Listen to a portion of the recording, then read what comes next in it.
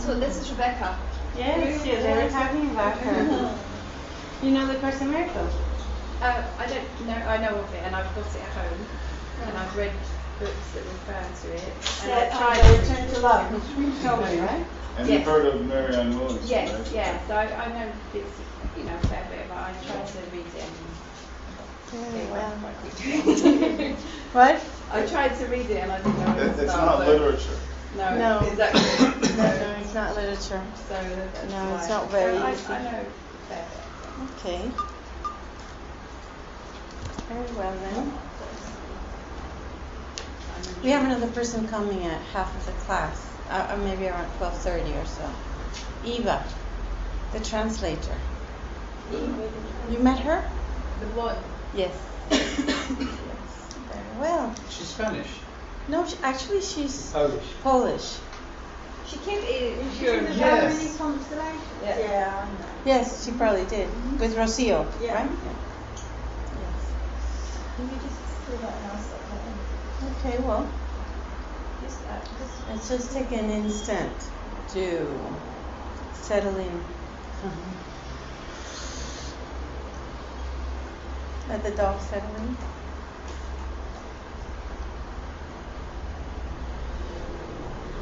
Just an instant in silence.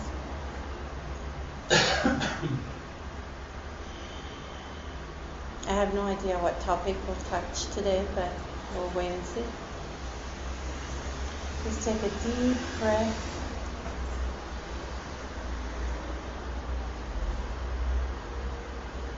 With the sole purpose to become very quiet and calm. Allow ourselves to come to this instant, to this place, to this moment where there is no rush.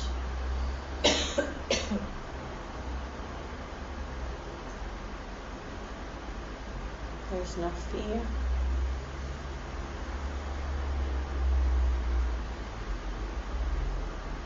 No expectations.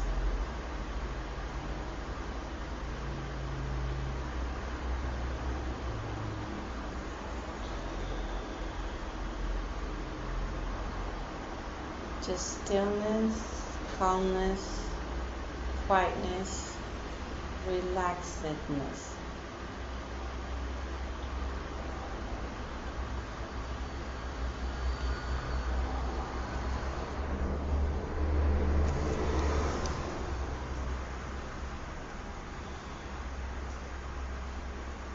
There is nothing about this moment that is disturbing. Everything about it is relaxing, nurturing, still.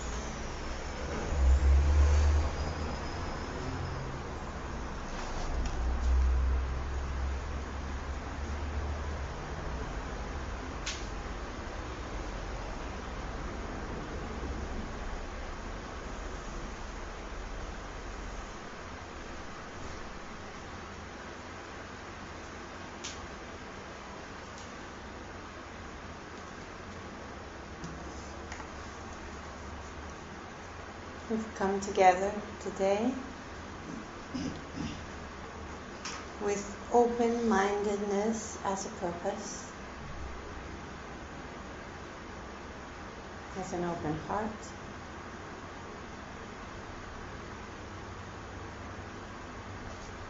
Receptive,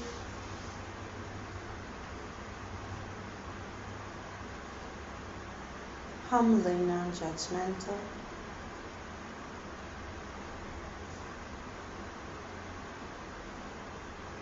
only to experience for an instant whatever there is for us to experience in this joint purpose.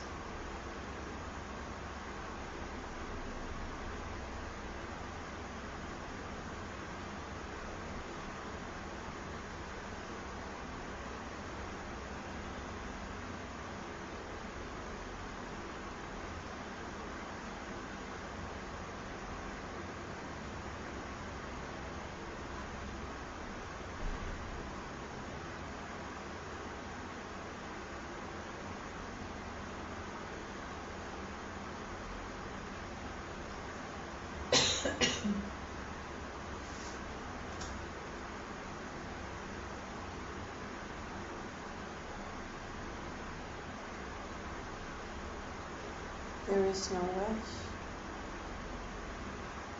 So we choose to be very calm and quiet.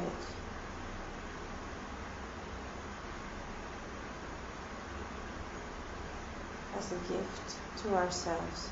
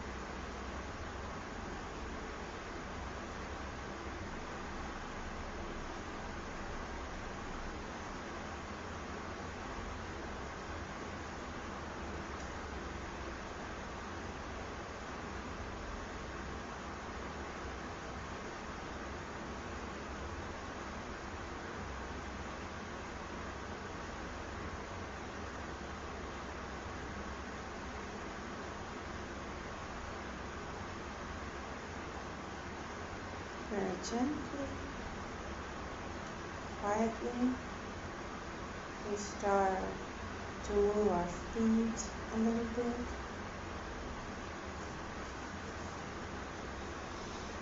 Our neck.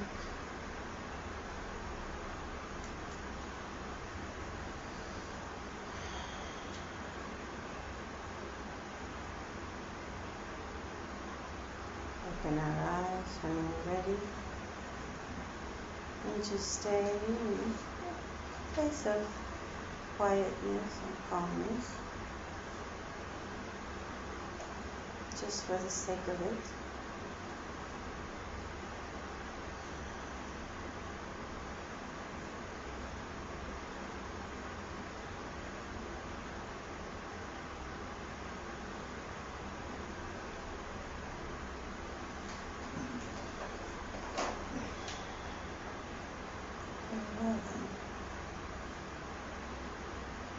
So Rebecca's here to hear about the Course in Miracles. Sometimes we say that this is not a Course in Miracles group because just anything can pop up as a topic. But since Anarchy and chaos. no chaos.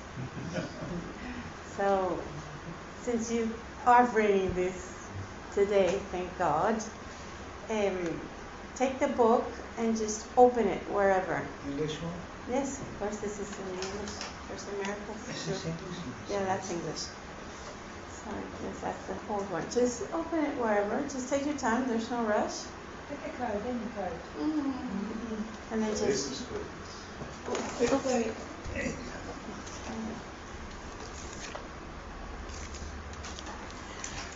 And you've opened it in a lesson. For me, every time anybody opens the book in a lesson, it's a calling to train your mind. So I'll leave that for you guys to dwell on it. calling to train your mind, a calling to discipline. Now the lesson that you opened it in says, my happiness and my function are one.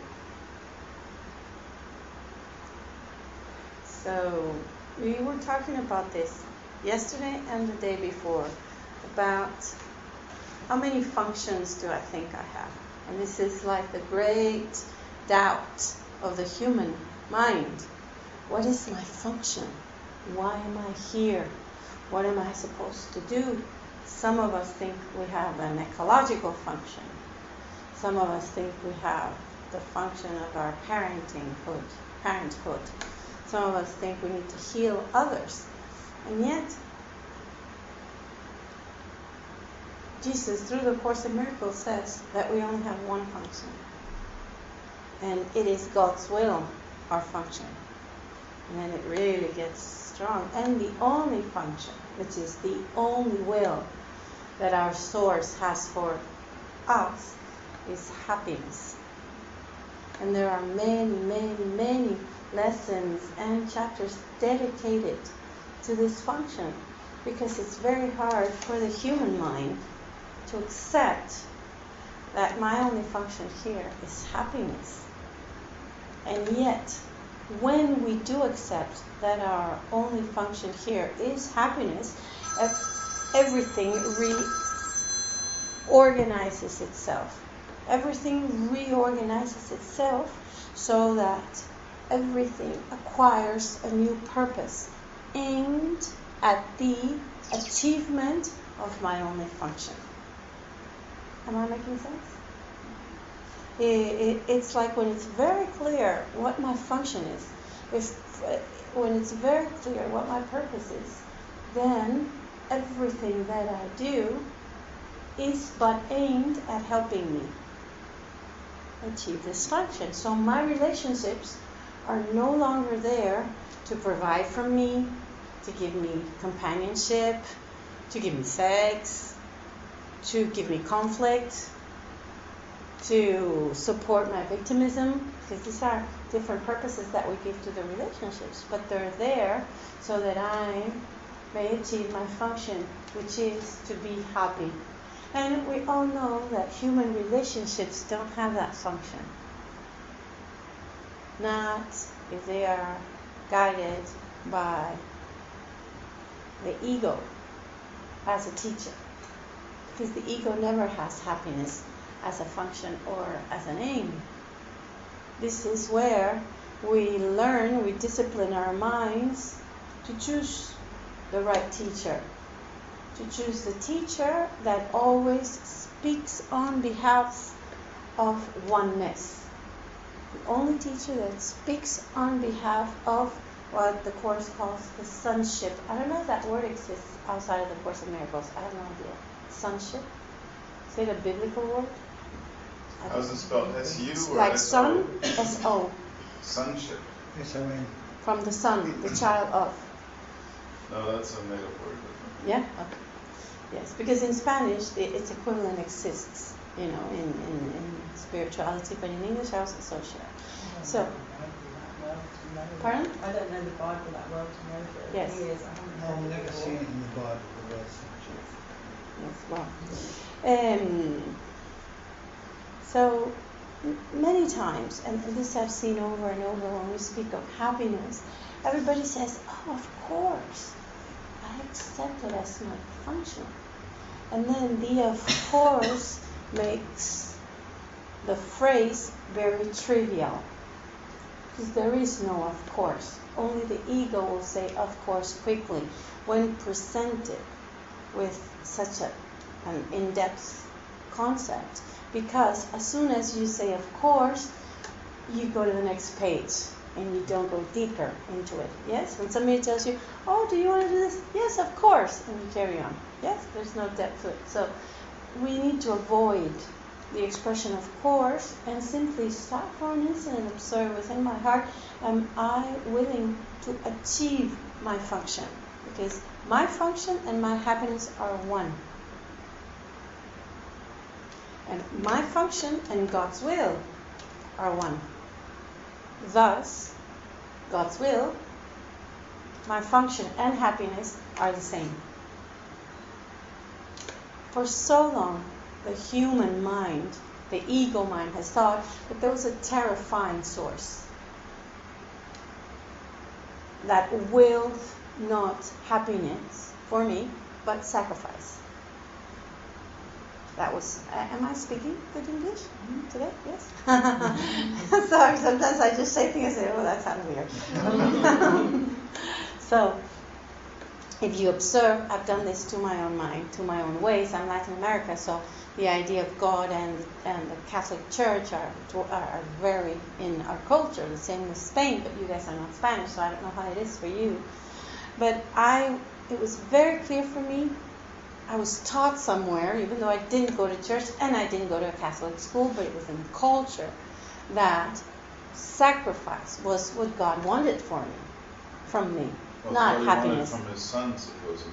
Yes, this was an idea. The idea of the horrifying, terrifying God that loves you but wants you to sacrifice. And it has nothing to do with happiness. Somewhere in my mind, when I was told, or when I read for the first time that I had to do God's will, I said, well, I don't know if that's true for me. He might will something that I don't want. And this is where the huge undoing with the miracle mind happens. Because there's not just one will. And as we accept it, we come to terms with the fact that our source, call it eternal love, call it God, call it whatever you want it to call it, only know that in concept is the unifying aspect of ourselves, the aspect that unifies everything and that is all-inclusive. This aspect, I don't know if we can call it aspect, this being, this self, only has one will. Because there's just one of him and us. And the only will is happiness. But it is not a happiness that we know of. Because the happiness that we know of in the world is a happiness that pertains to human activity, that pertains to goal seeking, that pertains to beauty, health, financial abundance. Each and every single separated aspect of the sonship has designed a description of what happiness is for him. And yet, the happiness that this lesson points to is the same for everyone. So obviously, we don't know this happiness. Because if we're humble enough and honest enough to seek in our hearts, we will discover that we have each one of us has a definition of happiness, though we don't. Yes? For dog lovers, happiness is getting a new puppy. But those who are afraid of dogs, happiness is not having one around. So, where we are getting at with the Course in Miracles, and it gallops, towards this idea, is that anything that is true is the same for everyone. So every time I have a particular definition that I know does not apply to anybody else, I must accept humbly that this is not true, that this will never be real. Because that which is real is all-encompassing and the same for each one of us. The same for all. This is why, as we go deeper and deeper into the spirituality that this brings and many other brings, when you meet with someone who's accepted the truth for themselves, you recognize them, even though you might not speak the same language.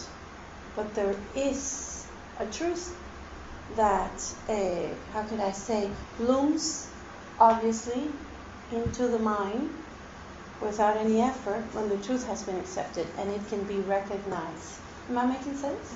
It can be recognized wherever it is. Now, this is only lesson 66, so it's only at the beginning of the training of the mind. This lesson, my function and my happiness are one, is major. Not major in understanding, because I'm pretty sure that it might be hard to understand that you only have one function here. Is it difficult to understand? Or does your mind still find that there might be other functions that you have? Like sending emails or... I know you've let go of that a bit. I don't know how much of it you've let go. But the functions... Yes. 50? We're back on Wi-Fi again, so it went up a little bit. Not much. Temptation, Yeah. But just as an honest search, observe for an instant your day and observe how many functions come into your mind as being very important. Oh, I must do this. This is, I must meet with this person, or I must do this workshop, or I must send this email, or I must. And there is no association of this must with happiness. As we train... How about I must eat, or I must sleep, or I must go feed those myself in the toilet? Yes? But that makes me happy, eating and sleeping. Yes. It's good. Those are musts that if I don't do that, there's no way I'm going to find any kind of The happiness. point is not about doing it or not doing it, but placing the rightful purpose on it. This is the thing. There's a chapter in the course that is called establishing the goal. Is that possible? Okay.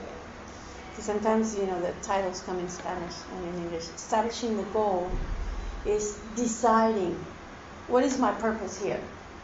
Where am I going? What do I want to get from this?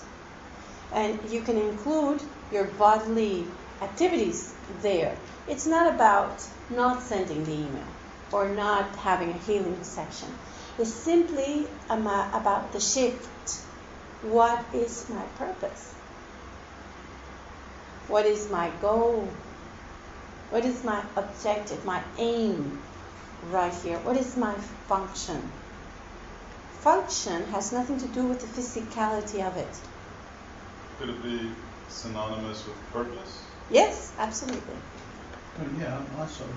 Purpose makes it a little bit easier because function Yes.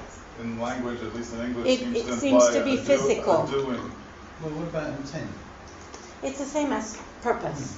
Somehow you could use intent as a synonym of purpose. It's a choice you make in your heart.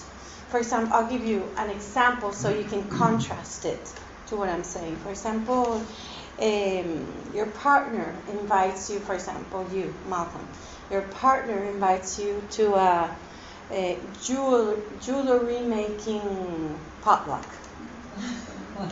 Okay? Jewelry making potluck. And she says, come on, Malcolm, I really want you to be there because I'm going to be making some new jewelry and then maybe we can sell it in Germany and England, so come on. And you say, okay, sweetie, I'll go with you.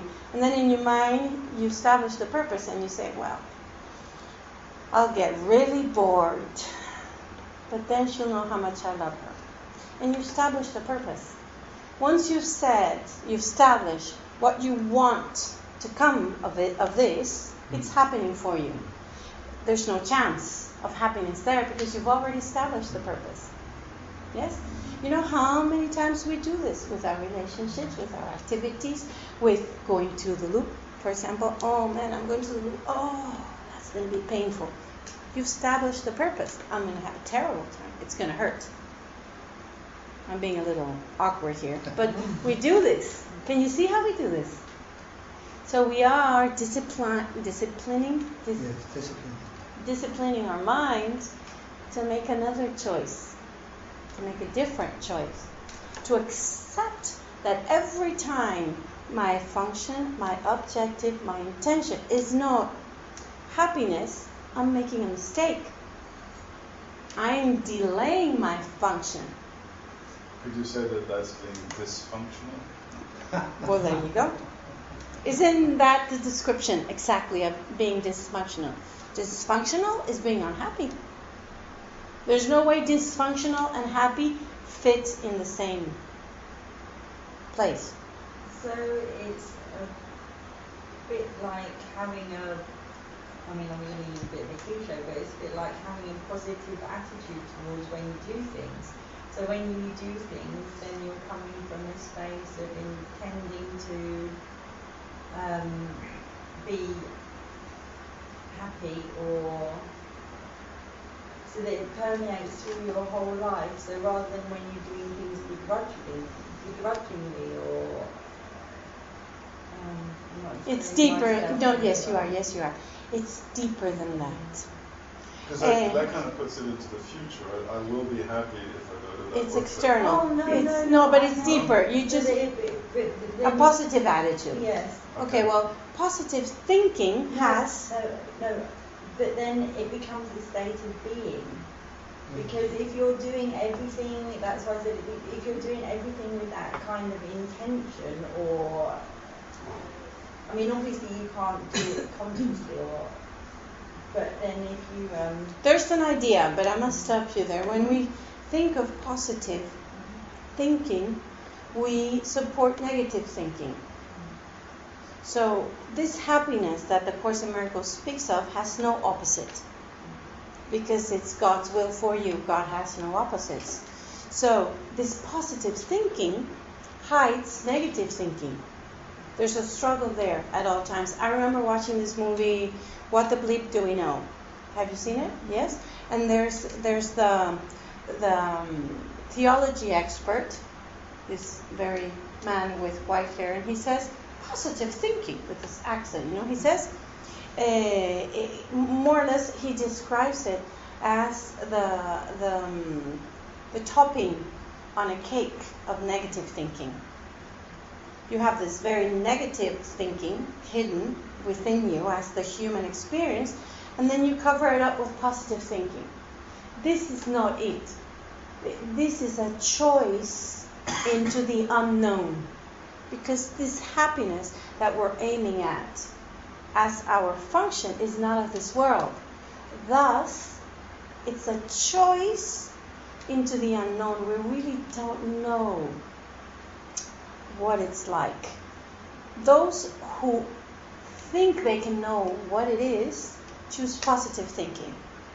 I'm going to be cheerful, I'm going to do it, I'm going to be yay. But they don't really know it. We don't really know what this happiness is, because it comes from God. I didn't explain myself very well. I wasn't talking about positive thinking, I was talking about positive intention. So, like you said, to use the jewelry example, and you said that, like Marion, you said that, you would go with an intention of being bored or, whatever. So if you, and that sort of shuts it all down then. Yes.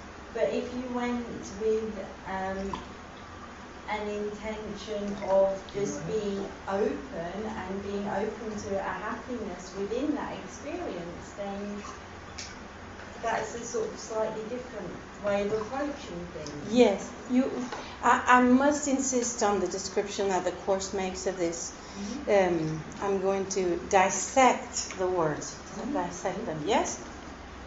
If I go with an openness to see what the experience brings me, I'm still not doing my function, because I'm expecting the experience to bring me happiness. No, I meant like you go expecting, like you go with the intention of having a good experience. It's yes, but deeper. Let's go deeper, deeper. That would be the little baby steps into happiness as my function. I'm willing to be open-minded. Then you go a little deeper. I'm willing to have an experience not of this world. You go deeper. I'm willing to do God's will. And then I observe and I say, yeah, but these jewelry meetings are really boring. Or this activity is really boring. Yes. And then I go deeper and I say, well, I surrender. I surrender my ideas about human experiences, so I may, and then you go deeper, may have an experience that is not of this world. That it's not of this world. This means that the experience that I have has nothing to do with what is happening in the world. Because if it did, then we would be liable to having an experience that was negative. If our happiness depended on the experience itself. Eventually you realise that your state of being is one of happiness. At some point. Underneath all the misery and the suffering. So we don't want to depend on the experience outside of ourselves. This is where it's getting at. That what you mentioned would be the initial opening to the possibility. But where this is taking us is that my happiness does not depend on anything of this world. So I can be in the middle of a very quote-unquote boring jewelry workshop, and I'm still doing my function, which is be happy. Or I can be in the middle of a blazing sun, sweating to death, queuing to get to rent a car, and I can be in perfect happiness. Yes, this is bringing my mind, and this is very subtle and very powerful. It's bringing my mind to a point where I say happiness is my function, and it does not depend on anything here. There's nothing here, not a chocolate cake, not a hot day, not a dying relative that can make a shift in my heart. This is why it's so daring for the ego, and so fear. It brings such fear to the ego. This phrase, my happiness and my function are one, everybody would just say, the ego mind will say, oh yes, of course, right. And are you willing to be in perfect joy by the bed of someone you love that is passing, or in a cemetery, or in an orphan home? Or are you willing to be happy and exercise your function every single time, every single instant? Whoa, because the ego mind justifies happy times and not so happy times. And this is what we have accepted, and this is what we are walking away from, so we can do God's will at all times. This, to the ego mind, to the untrained mind, brings guilt. Can you see it? And this is what we're learning to discard. Because guilt is not of the sonship. It's not a characteristic of your true self. You want to say something? I didn't let you. I think an issue for me, and maybe for many, is that the word happiness is normally used in a relativistic sense as part of a polar dual, happiness and sadness, or happiness and unhappiness. And so by using a word that normally has an opposite or normally has a contrast to represent something that has no opposite is a little bit hard for the mind to grasp. So, I mean, wouldn't it make sense to have a new word there that is understood as happiness with no opposite? It'll be the same. Because it's hard to... Well, this is the part where the discipline and the training comes, you know. Yes, you're right. The book uses all the common symbols, all the common words. It uses crucifixion, it uses atonement, it uses all these words that we personally have a dictionary in our pocket that has the particular definitions, yes? We are walking away from those definitions with a mind in training. And how do we walk away from those definitions? Only by choice. It's about walking into the unknown. I get that bit. All I'm saying is that we can still talk about two different happinesses. And it's not always easy to jump to the absolute or abstract happiness when we have, no, it's not about going to the workshop with an attitude of happiness or intention of happiness, because that automatically implies the boredom or the unhappiness. So it's easy to fall into that trap of well, I'll just do the positive side of things. This is the struggle between good and bad. This is the struggle with the words, the struggle with the symbols. True communication, I think all of us know already, is not of the spoken or the written word. True communication is about the content, the essence, the feeling, the what is moving behind the words. The words would only be the finger pointing to the moon. Yes? So perhaps for some, a new word would do the trick. So besides training of surrendering to something that's beyond our language, are there any hints or fingers pointing that can help us to grasp this happiness without opposite? The way, see, one thing that I found very interesting in the training of the mind with the Course in Miracles was that it doesn't intend to teach peace, thus it doesn't intend to teach what love is, thus it doesn't intend to teach what happiness is, which are all synonyms of each other. But it does aim at releasing the obstacles that hinder the experience of happiness, joy, love, peace. So the way for that information to reach us, if we want to put it in that way, which is what you're more or less asking, it has a weird way. It's not the common way. It has a way around it. Yes, the way around it is to learn to observe every time I'm not there, because I don't really know what happiness is, but I do know what it's not. I don't know what this happiness that God gives me is, but I do know, I've seen the obstacles, the rocks in my mind. I know when I'm not happy. So the biggest challenge would be to know that you're not happy when you're in a bliss state, or when you're really, really enjoying some surprise birthday party or chocolate cake. Yes, Those well, are that would be the second stage of the surrender. We first start surrendering the obstacles that are very obvious to us. Yes, the obstacles such as, I don't know, judgment, fear, envy, boredom, the obvious ones, the discomfortable one, the discomfort. These we learn to surrender. This is all in our mind, of course. We surrender is we ask for help. We ask our inner teacher, Holy Spirit, Jesus, whatever you are, word you're using at this point in time. You say, I surrender these to you because I'm aware these are obstacles to my experience of peace.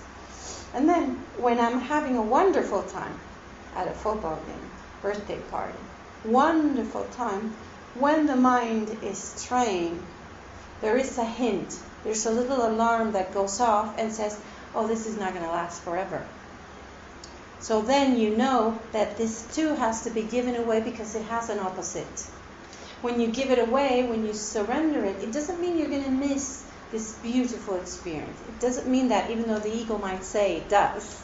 But when you get to the point when you are aware of the great fun you're having in a particular time and you're willing to surrender it because you know it's got an opposite, then the fear goes away and you happily and joyfully release this experience too, because you know there is an experience that is not generated by the physical world.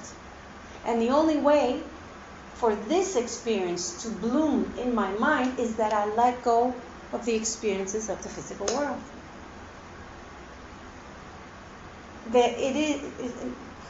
Yes? How does it sound to you? Yeah. Yes? So there is a training there. There is a decision to be taken there. Yes? I'm going to read a little bit from what the lesson says.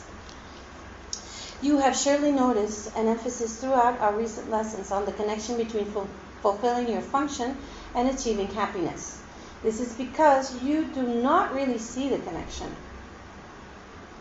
Yet there is more than just a connection between them. They are the same. Their forms are different, but their content is completely one. Function, happiness. The ego does constant battle with the Holy Spirit on the fundamental question of what your function is. And this is like the first stage. to become aware of the inner battle that we undergo in our mind, the little devil and the little angel, the Holy Spirit and the ego mind saying, that's not my function. My function is healing others. My function is helping animals in the animal shelter. My function is creating greater awareness. And as we go spiritual, our function gets more and more and more spiritual. And we are being gently taken away from that function that has an opposite and that is divided and different for each one of us. This is important. The ego has a destiny, a plan. The ego has an idea of how things should be, and the ego has a perfect idea of what its function is. And it's special, it's exclusive, and it's very unique. And you can see it when someone tells you, oh, you're so unique, and we like it.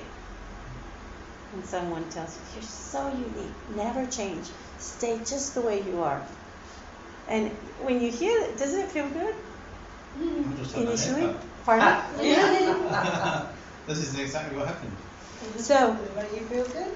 Linda said to me, have your hair cut short and you'll feel different. And I did.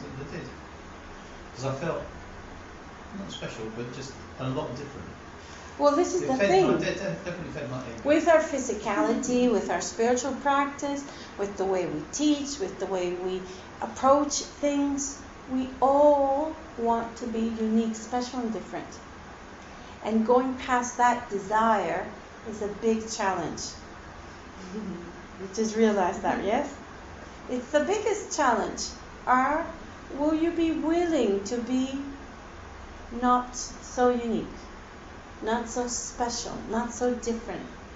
Will you be willing to blend into the walls and not be so noticeable? I remember studying this for many years, and then I met a teacher, an American Course in Miracle teacher, and we had spoken on the phone for a long time and Skyped, and then I remember meeting him in person and going to his first talk. And I thought at that time, this was like 2006, I said, he's going to disappear. This is what I saw.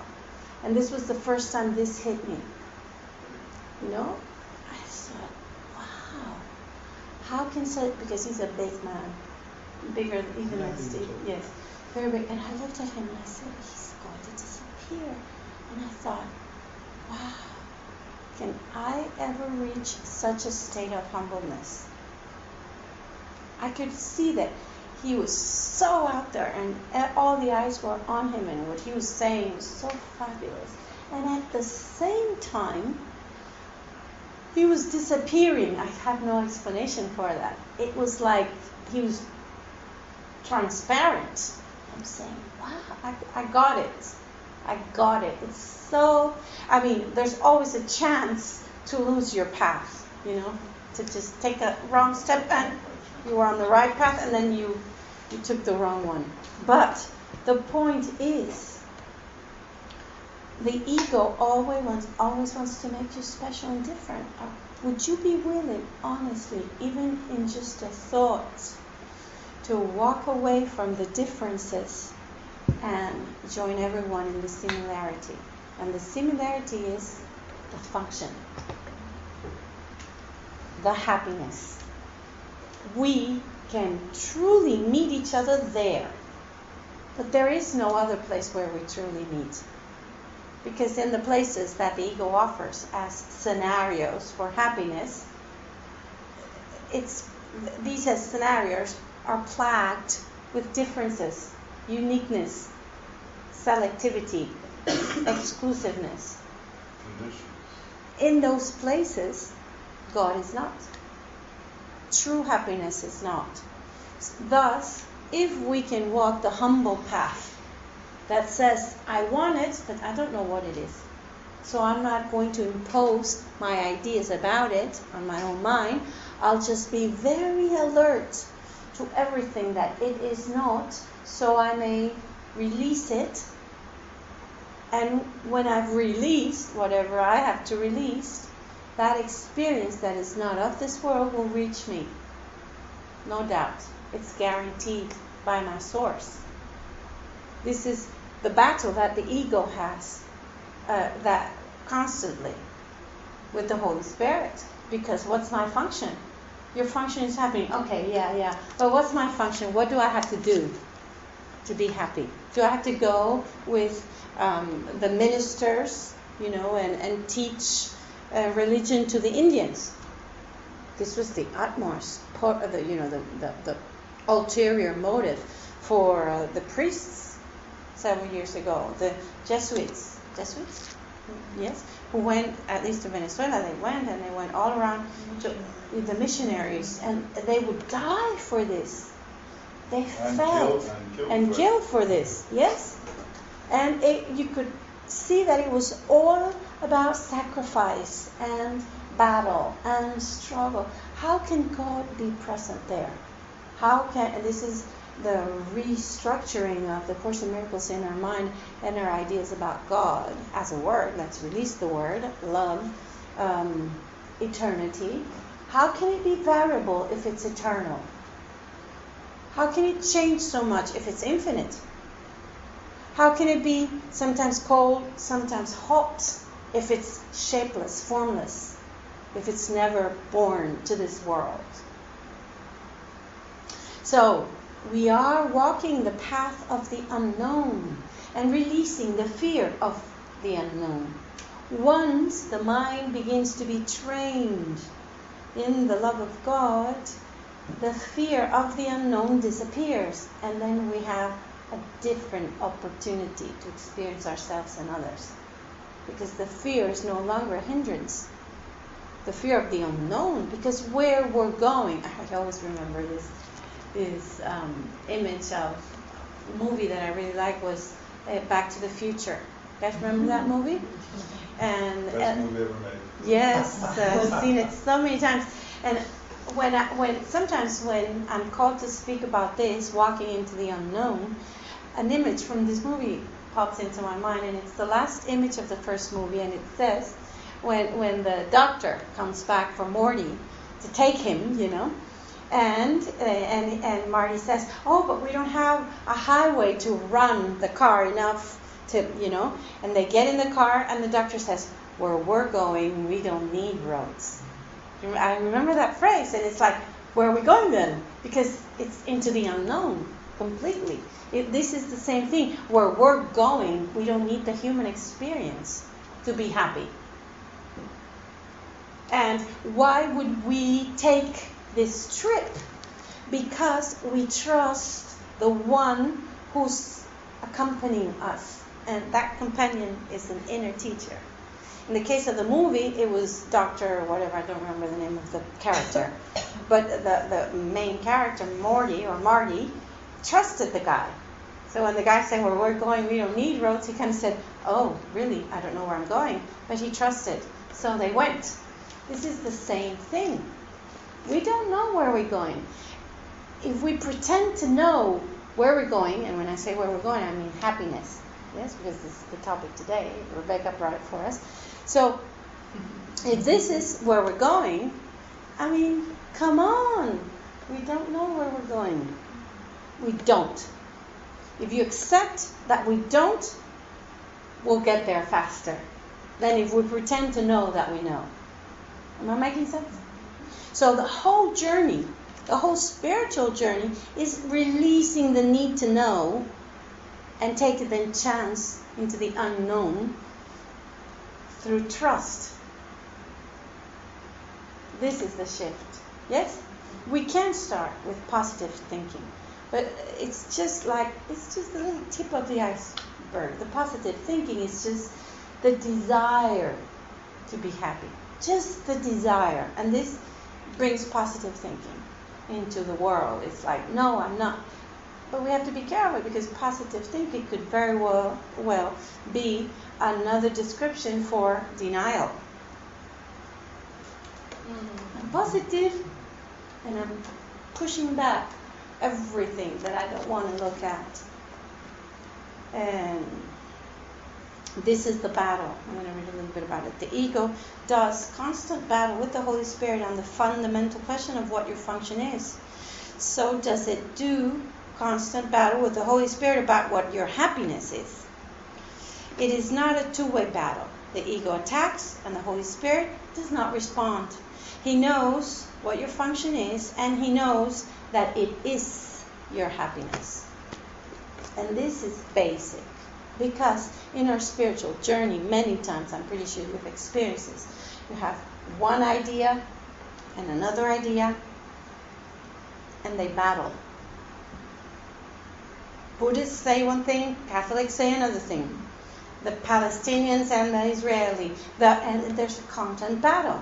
In this, with regards to happiness, there is no battle. The ego battles, oh, happiness, da-da-da-da-da, and the Holy Spirit stays very still, because the Holy Spirit knows very well what your happiness is. And it does not need to struggle, battle, convince. Truth does not need to be defended. So that which attacks, we need not attack, but abandon. We abandon it by not listening to it. It seems, at least for me right now, that it might be a little bit easier to do that in relation to myself. I have a thought that's, or a feeling or an intent that's not happiness. I can notice that and go, oh, that's not happiness, that's distracting me. Less obvious for me is stuff going on out in the world, child rape or war or evil or hatred or abuse of this, that, or the other thing, the rich stealing from the poor, cruelty, whatever it is.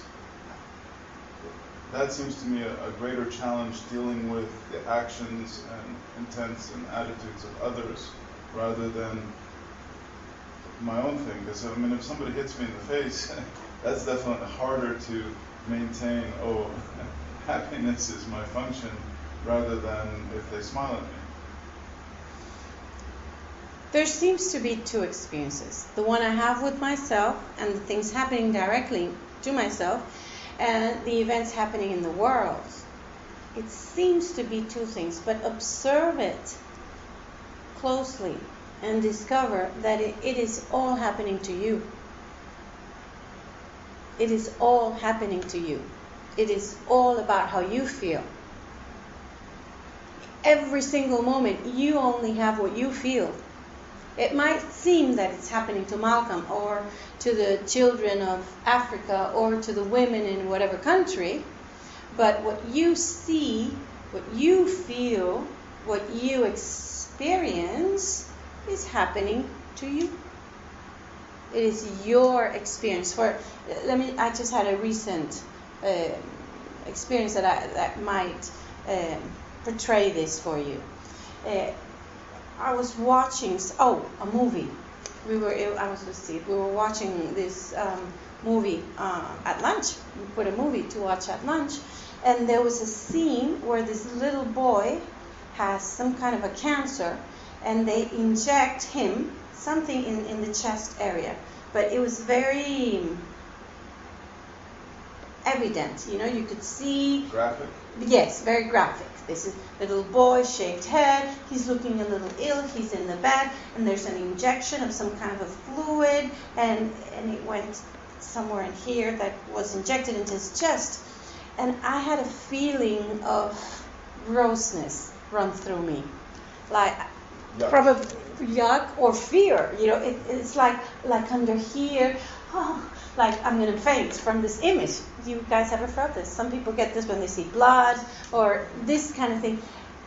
And it was not happening to that child because that's an actor.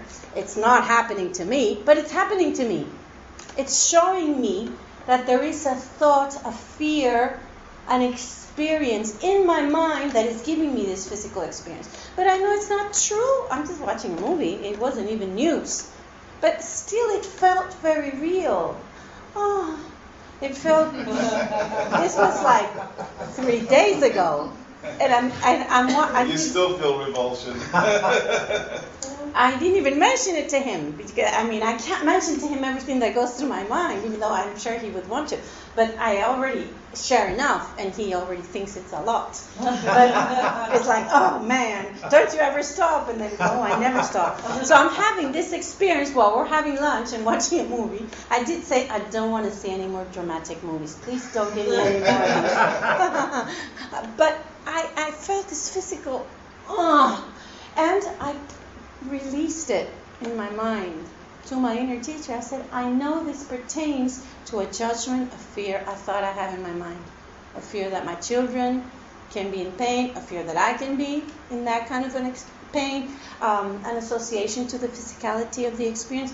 I don't know what it was, but I know that it's not true. It's not truth. Yes, I know I can be released from this experience by being willing to be released from the thoughts or the belief that generated it. Am I explaining myself? Isn't there so where does empathy fit in? Is that also a new thing? Stop. Empathy. True empathy, false empathy. Okay. Course has a whole chapter on true empathy, false empathy. I love it when you say these things, and I know exactly where it is. Okay, so let's look at empathy. And there, empathy, the false empathy, as justification for unhappiness. The ego, as with everything around the world, has tried to make a substitute for what is true in the realm of the physical world. True empathy is empathy with the truth. False empathy is empathy with that which is never true. So, the mystic mind would never seek false empathy, because I can never truly be empathic with your pain. Because in truth, I don't want to experience that pain. No matter how much I love you, truly I don't. And I can't join you in the pain. There's no way I can join you in the pain. You know why? Because the pain is never part of your true reality. Your true reality is happiness. Thus, I can be truly empathic. I can experience true empathy with you, and you can experience it with me when I join with you in that which is true in you and in me. But the ego will use his definition of empathy to make you feel guilty, to jerk you away from a possibility of happiness experience as possibility. Am I making sense? Yes? So it's a big thing. You open a big can of worms. Yeah. Don't feel guilty. So can we do an example?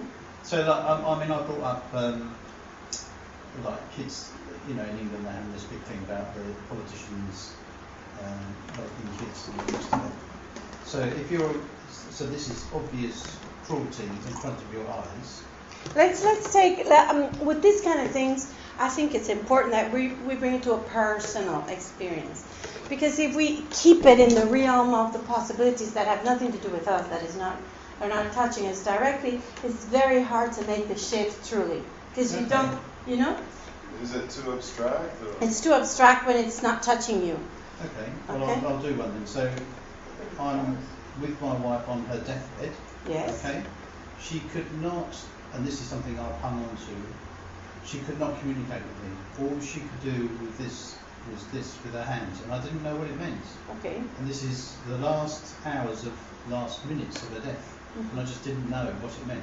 So the cruelty was there in the sense that The what? The cruelty was there in the sense that she couldn't receive any comfort from me because I couldn't understand what was going on, and the cruelty was there with me because I was helpless. So that was like a really big thing in my life. Okay. Very intense moment. And then I just knew she had to go, so I just said, it's okay, you can go, and she went. That was Okay. it. So at that moment, what we're saying is that We're talking about empathy. I know you want to get there. Okay, Yes? so underneath all of that, so yeah, I mean, I was very empathic to how she was because she was helpless. So, you know, my heart was there, you know. There in the love. Yeah. Bring yourself back to the memory of that, because I've been through this too with my mother and my father, yes? So, but you bring your mind, if you can, not everyone can, but if you bring yourself, your mind to the love where the other is true in the love and you are true in the love, you can be truly empathic and truly accompanying there. If you stay a stage above that, not as deep as the true love, but above that, where the pain is, where the illness is, where the fear of death is, you don't reach her. No, I understand. You reach her in the love.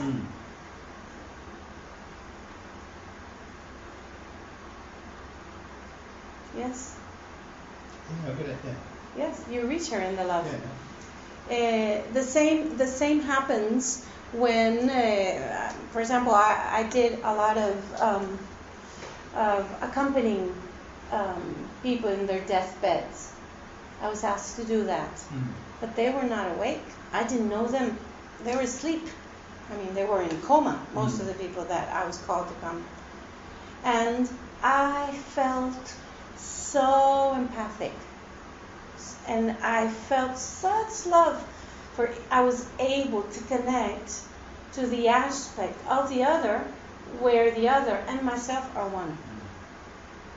It was like talking to myself, and there was no fear there.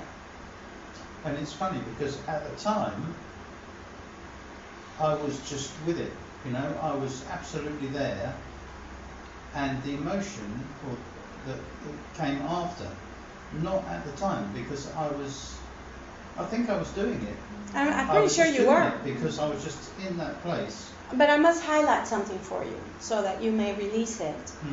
When you achieve this great goal, which is being truly empathic with the other, which obviously you were, yes, you accompanied, you didn't have the words, but you had the joining in the heart and the love, and you spoke to her, let go, and she did. So it's obviously you were communicating. This is a very extreme loving experience that you allowed yourself to live, and then the ego jerks you out of it and brings guilt.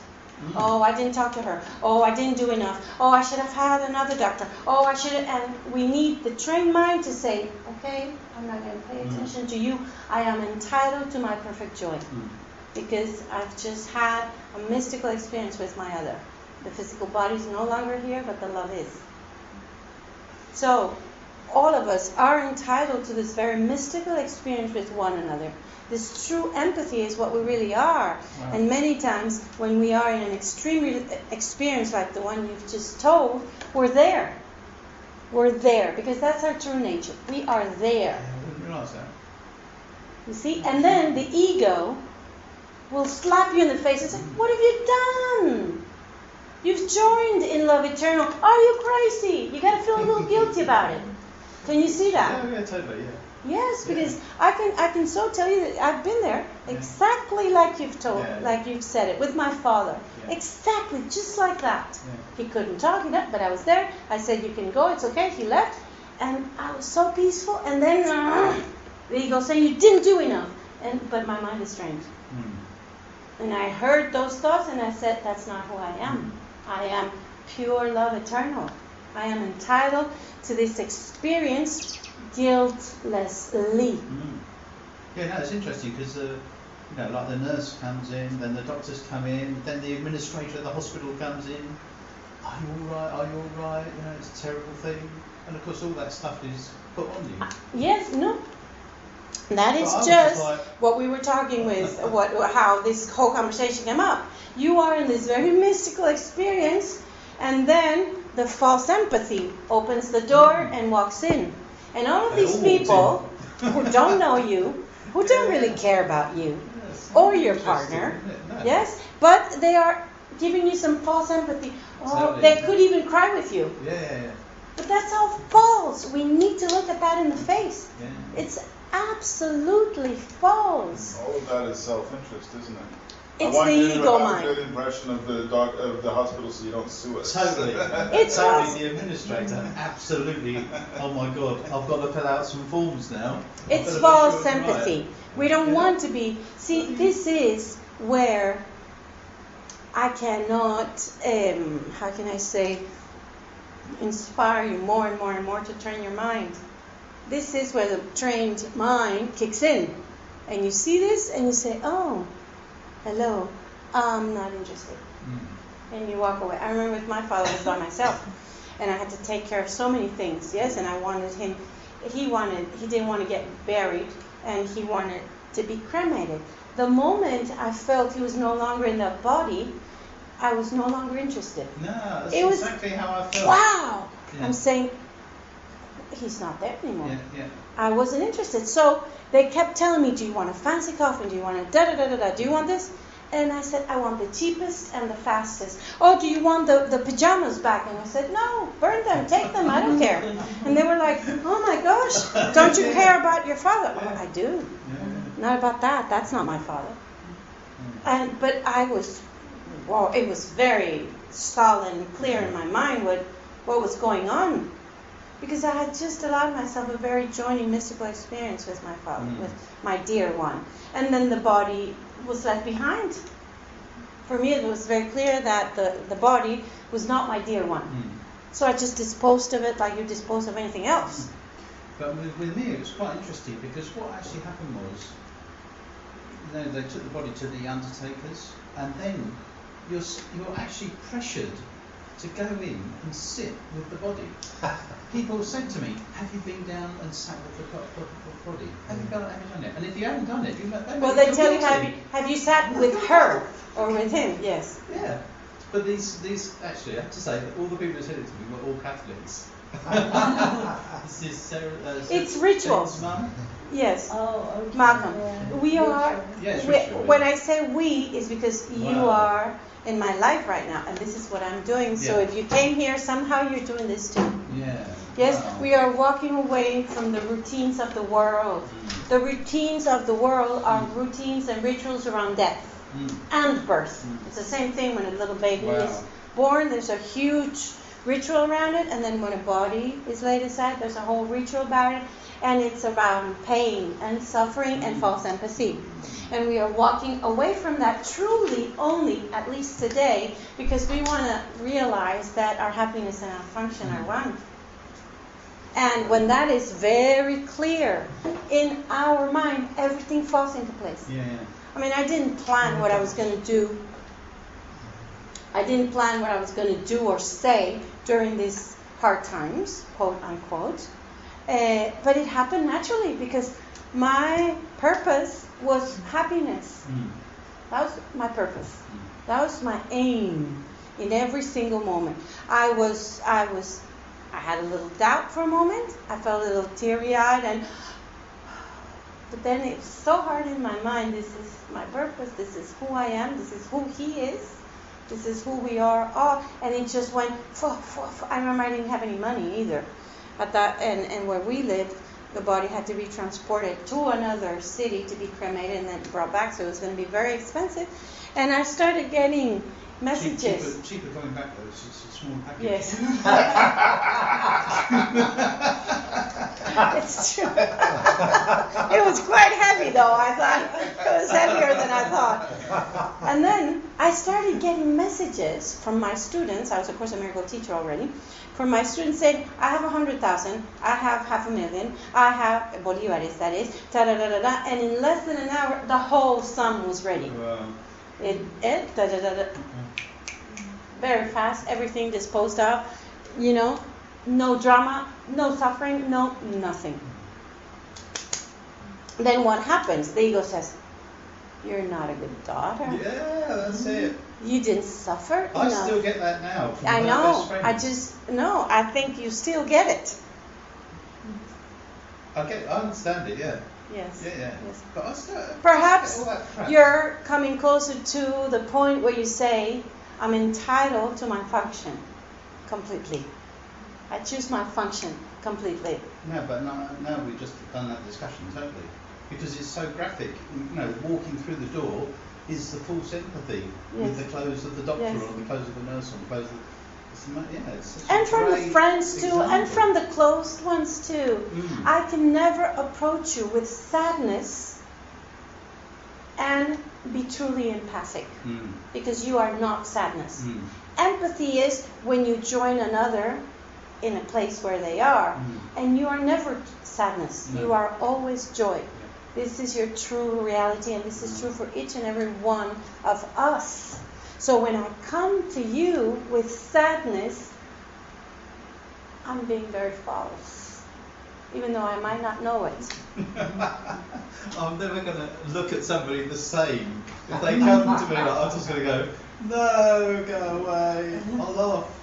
I know they're probably going to be really shocked. Well, all of us fall into nightmares.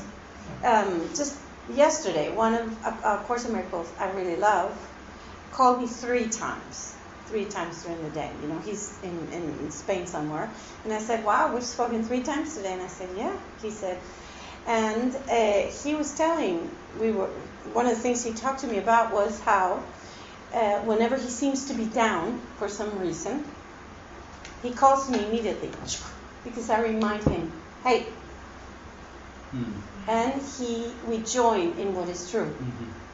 He might have had a nightmare for a moment, and I do the same. All of us, while we walk the world, will have nightmares on and off. It is about the trained mind that looks at it and says, oh, but this is not true. Oh, it feels so true. Who can remind me of the truth? Hello, can you please remind me what is true? And they offer you true empathy, and you're jerked out of the sadness. Am I explaining myself? Absolutely, yeah. Yes? And then there's the opposite side of it. I mean, I've had millions of experiences in my own life where I seek the false empathy of others. Yes. And when I broke my Misery loves company. I broke my arm playing football, and I showed up the next week with a cast on. And instead of, oh, you know, you're very brave for coming back, and this is great and wonderful that you're playing, one of the players goes, seriously, you're here with that? Now I have to be extra careful around you? Are you crazy? I was like, what? You have no empathy for me? You asshole. That's great. But this is the thing. Oh, wow. Until we don't do it anymore, we do it all the time. It's about becoming aware, and this is what Rebecca, thank you, Rebecca, has brought forth for us. True empathy. Happiness as our function. Can you understand why the of course phrase does not apply here? You can't say, happiness, yes, I've chosen happiness as my function. Of course I have. Really? Along with vanilla and red. Yes. So we are going deeper into our minds, deeper, honestly, humbly into our hearts, into our human experience, to find not what happiness is, because that's there. It's guaranteed, because it is what you are. Yes? Rebecca, you actually did it last night, because you commented on it, the fact that you didn't bring up the fact that your son had broken his 2 fingers until the 19th item. So but what you were talking about was all the good stuff. So you were doing it naturally. You weren't doing that thing about. Her son is in Australia, and he's having this amazing adventure, and somewhere way down into the story it comes up that he just broken 2 fingers, but that wasn't the lead item in the story. It was way buried. And for a mum, it's normally the first one. Yes. My son's broken his 2 fingers. Yes. My poor baby. Yes. But we are very good. Wonderful. Talked about man of the match. Yeah. Exactly. The interesting Yeah, thing so that's for great. all of us in training is to discover how many times a day I leave my function behind. How many times a day I justify leaving my function at the door? Loads. Come on, we're training our mind to be our function, to experience our function each time. And the only way to do this is to observe all the hindrance in my mind. everything between my function and my experience of it, so that I am willing to let it go. This is the hard part, because the ego will justify the pain and the guilt. The ego will justify the concern, the worries, the preoccupation. So happiness is lost for you in this world if you listen to the ego. It's impossible to exercise and be your function if you listen to the ego mind. It can't happen. This is why we are a mystic in training. A mystic is simply one who has accepted their function and walk with it through the world as much as they can. All of us, of course, are happiness in our core experience of ourselves. It depends how much we've listened to the ego and how much we've walked this apparent experience into the world to know if we are living in our function or we are not. It doesn't change the function at all. It just changes the experience of it. Am I making sense? Yeah, let me just read a little bit more. It says, the ego attacks and the Holy Spirit does not respond. He knows what your function is. He knows that it is your happiness. It says, today we will try to go past this wholly meaningless battle and arrive at the truth about your function. We will not engage in senseless arguments about what it is. We will not become hopelessly involved in defining happiness and determining the means of achieving it. We've just done that. Yes? Can you see it? We will not indulge the ego by listening to its attacks on truth. We will merely be glad that we can find out what truth is.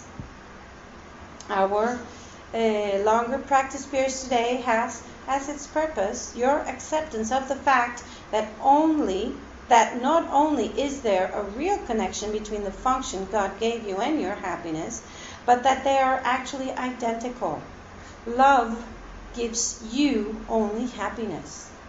See, this is the important part and the value of what a book like this brings you. It's asking for your acceptance. It's asking for you to accept it in your mind only because you have the intuition that it will benefit you. Maybe you still don't have the certainty that it will benefit you, but there's something inside of you that says, I think this is good for me. Maybe I can accept that I am happy. Maybe I can accept that my source gives me only happiness. I really don't know how that is, but I'm going to accept it and then see what happens. This is the way this works. This is why acceptance is such a big thing for the experience of happiness in our hearts. It's acceptance. There is no justification. There is no rationality to it. There's no discussion about whys or why nots. There's no pros and cons. There's just acceptance. Because you think, yeah, happiness is my function. I think that will benefit you. There's a part of you that says yes and accepts it. And that triggers a snowball within you, you know? That triggers the movement inside of you. Yes? And then it says, the function he gave you must be happiness, even if it appears to be different. Today's exercises are an attempt to go beyond these differences in appearance and recognize a common content where it exists in truth. And it says, these are just the mantras, we could say, that the Course in Miracles gives each one of us, just to keep our mind focused in what is a benefit to our own mind. And it says, God gives me only happiness. He has given my function to me, therefore my function must be happiness. If you don't like the word God, you set it on the table and you use another word. For example, love gives me only happiness. Love has given me my function to me. Thus, my function must be happiness. It's a way of putting things together so that acceptance can reach your experience. Yes? Do you see how that works? Love gives me only happiness. Love has given me my function. But if love only gives me happiness and love gave me my function, the conclusion is my function must be happiness. God gives me only happiness.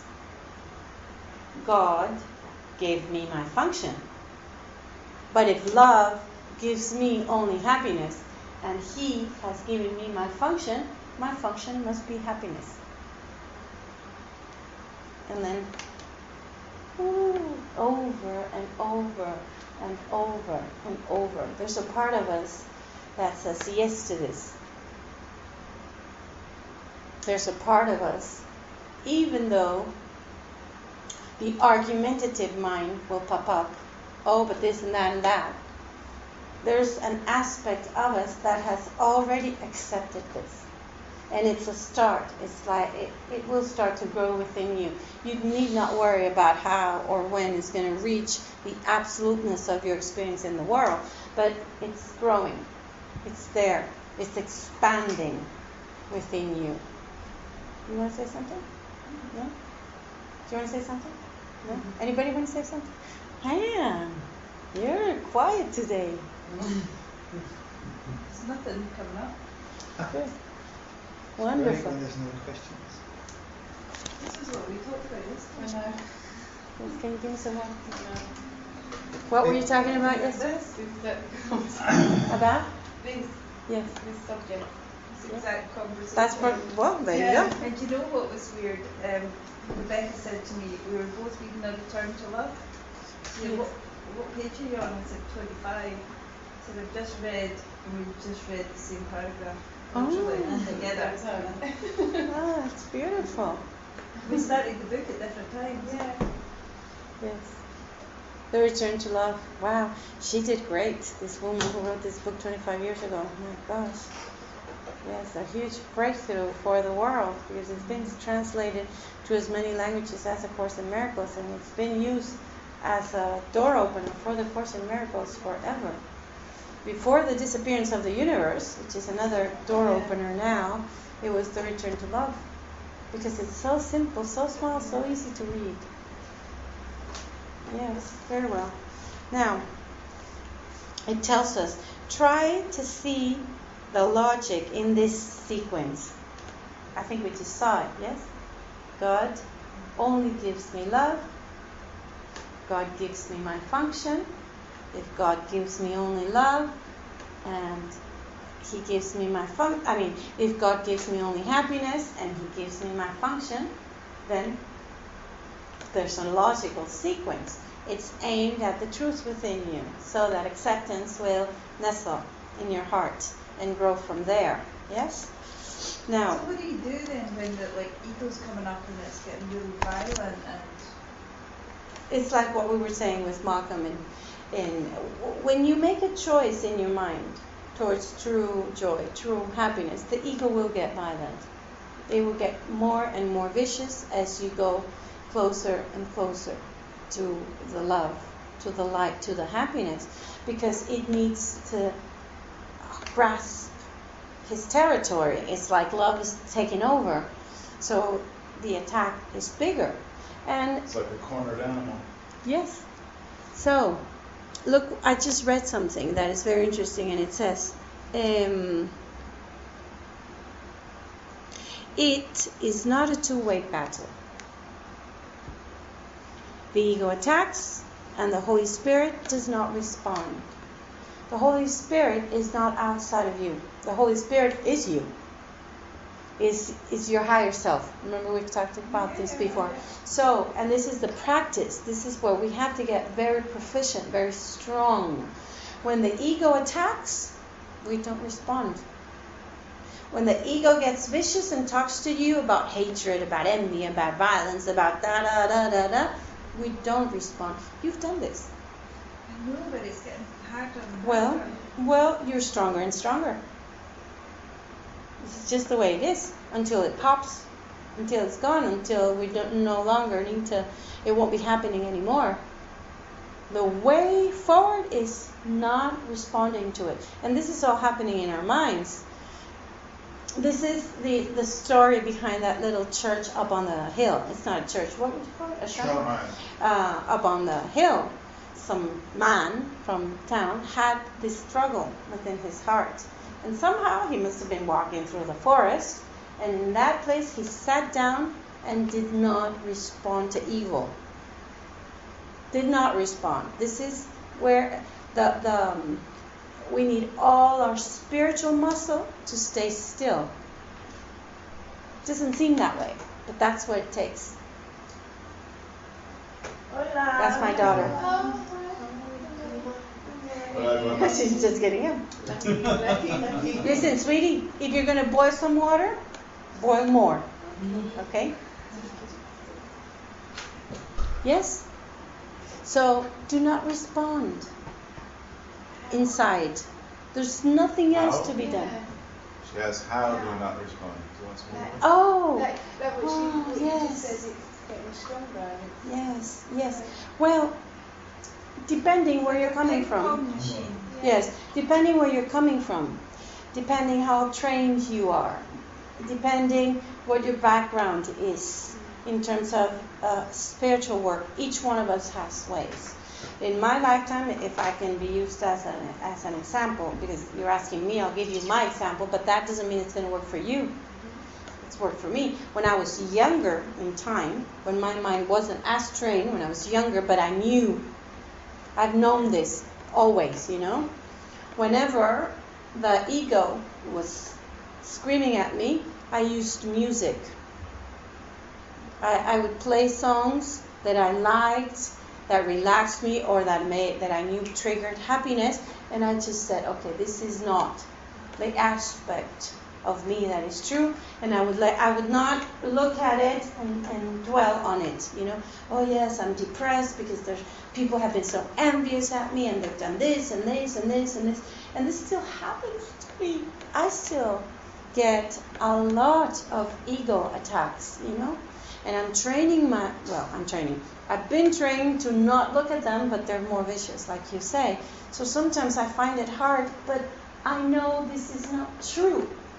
Just when I look at it, it feels very true, but there's an aspect of my mind that says, yes, but this is not happening. This is not true. And I'm watching the blood, you know, go down the street. You know what I mean? I'm seeing it, and it seems to be very true. But I bring my mind to a place where I say, this is not true. This will change. I will not give it the importance it wants to take. And I shift my attention. There's nothing else to be done. Shake. Shake, yeah, no, and that's what we do. What? We shake. We shake. They listen to music. Shake? They listen to music Yes, and just okay. shake their bodies for an hour. Okay, yes. Is that guru in Bali that does it? That now he started singing the Gayatri mantra. People use many things. The mantras have this, what we've just read is like a mantra. For those who study the course, there are certain mantras. I can see peace instead of this is a mantra from the course. I'm in the middle of the conflict and I'm saying I can see peace instead of this. I can see holiness instead of this. I will make the choice to see peace. Holy Spirit, help me see peace. I want your vision. Whatever. It's about pulling away from it. But the untrained mind would look at it and think, oh my gosh, look what have I done? Look what he's done. Look what they've done. And you're lost in the world there. Yeah. Happiness is lost for you forever, for however long you want to take. Every time you turn the telly on, the news is on. We You're had in it, aren't an you? argument in the It's car not, last is it? night, and for me it was over this morning, and Rebecca was shocked because she just thought it was like, she's like, are you still talking? I was like, yeah. But then when we went for a walk, I was still wanting to be indignant about it, and I could hear myself doing it. I was like, listen to me, I'm still doing it. I couldn't get it out of my head, and that's the thing. I'm just like, just stop. But I still wanted to keep. Well, it's interesting because you are aware of it. So I was right. You were right. You know what? You're right.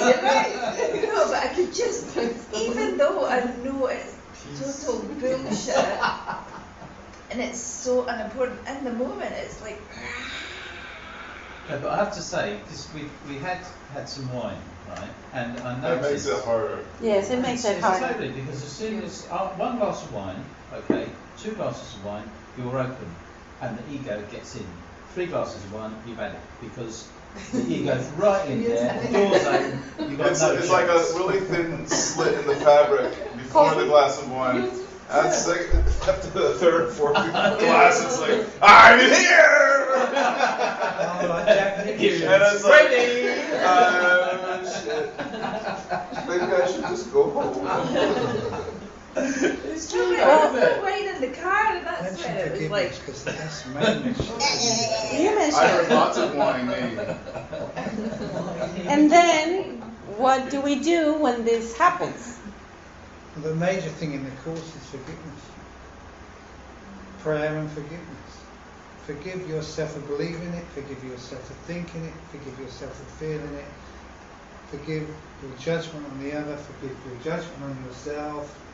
Give this forgiveness to the Holy Spirit, your inner self, your inner higher being, to relinquish the darkness which is the thought into the light which dispels it into the innocence and truth that you are, and then you can feel it just releasing from yourself. If you do it with sincerity and from the heart. I can feel that at the same time, and interestingly, because I'm trained in NLP, like I watch everything, so I can see where you're coming from, and you're always fit. Most people do. When it's the ego, it's here. Yes. And strange. It's like biting off. Yeah, but this area is for me is melting. That's Eva, probably. Like literally melting, and it's attached to the liver. And This is where the anger. And as that unwinds and this unwinds, that's what I'm working on with Abby. Like I can shift from, oh wow, feel that's unwinding. Like so I get obsessed with the body instead of, I'm still focusing instead of just going like neutral. Do you know what I'm saying? Yes. There's still a story. There's still.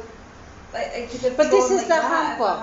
This moved. is the humble aspect, and I must say, because my friend, the teacher who called me yesterday. Yeah, he's just at the door. Somebody came. I want to see them.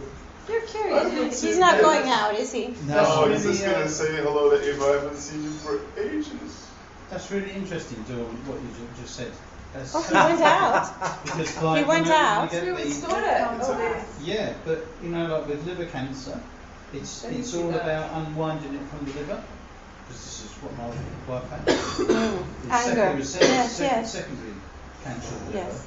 But that's exactly what it was. And so she had to let all that go in order to get to Hola. Hola. to heal. Hi, sweetie. But you're Everybody doing- know Eva? Hola. Hola, mi amor. Mi teacher de yoga. How are you? This is Malcolm. Hello. This is Eva and Kat. Hello. She was teaching yoga, so she Hola, didn't make ¿qué it tal, before. papá? Hello. How are you? And that's Rebecca. Nice to meet you. Actually, my car was taken away. I couldn't go and teach yoga. Oh. It's about 200 euros. No. Oh no. Your car was towed. We made it. You don't like it on the chair? No? Oh, the air. Okay. Thank you. Ah. She's tiny, so. Oh, you're right. Yes. Oh, wow. But I'll tell you something. Your happiness is your function. That's today's. Absolutely. Yes. I meditated this morning with the strength of my defenselessness. And I'm determined to be happy. Yes. So done. This is it. Determined. Determined. It's the determination that reorganizes everything inside of us. We're still hearing this. That's different.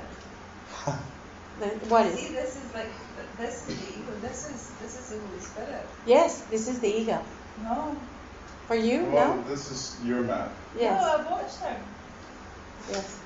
Of course you have. She shifted.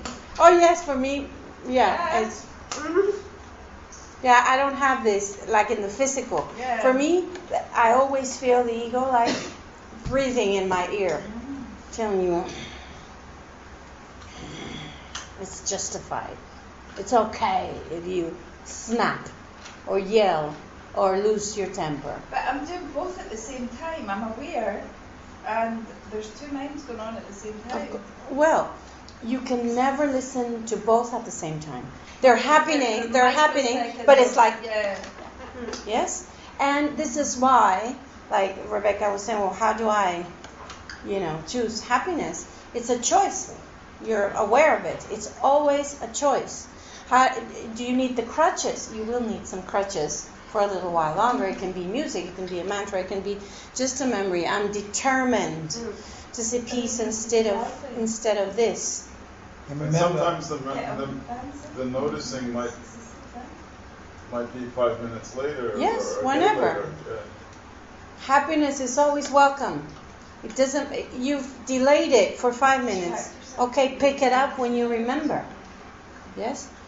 Did you want to say something? What was that? the ego always speaks first and loudest. Always. Always what? Speaks. first. Speaks first and loudest. The inner You always need to higher be being right. inside yourself is the still silent voice. That's more like an inner wisdom, which is not ever going to be screaming at you. Look. Let me. I have boiling water. You guys want tea? This is coffee. For whoever wants coffee. But would you like coffee or tea? Tea, please. Tea, coffee, Coffee? tea, tea. And I bought the biscuits and the croissant. You did. I did. Oh my gosh. Okay, let's take a break. You're so lucky, Eva. Time for the break. So who wants You came tea? just in Now? time. Tea? Yes, please. Tea? I'll bring water. Tea? Juice? I've just had my coffee, so I'll just stick to water. Yeah, I just want Just water. tea. And you want? Coffee. Please, the herbal tea. Herbal? Anyway. And you want herbal? Yeah, that's right. Yeah. 3. No. Scalp? What's a scalp? I've got a mask. Oh, a splinter. Is that a splinter?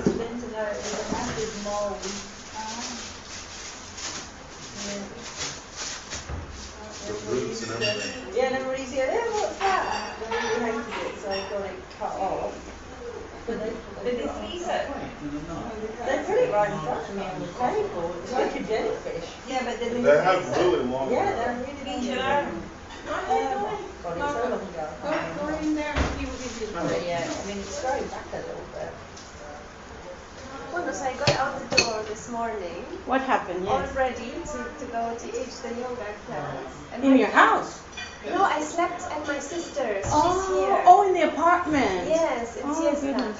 So I left out the door and my car was gone. Oh my. And sometimes it's like, okay, your car is gone, but you just forgot. Or you Yeah, left yeah, it. yeah. I was like, no, it was here. It was in front of a trash bin and. Did they leave something? Oh, nothing. But I knew because it wasn't a proper parking, so.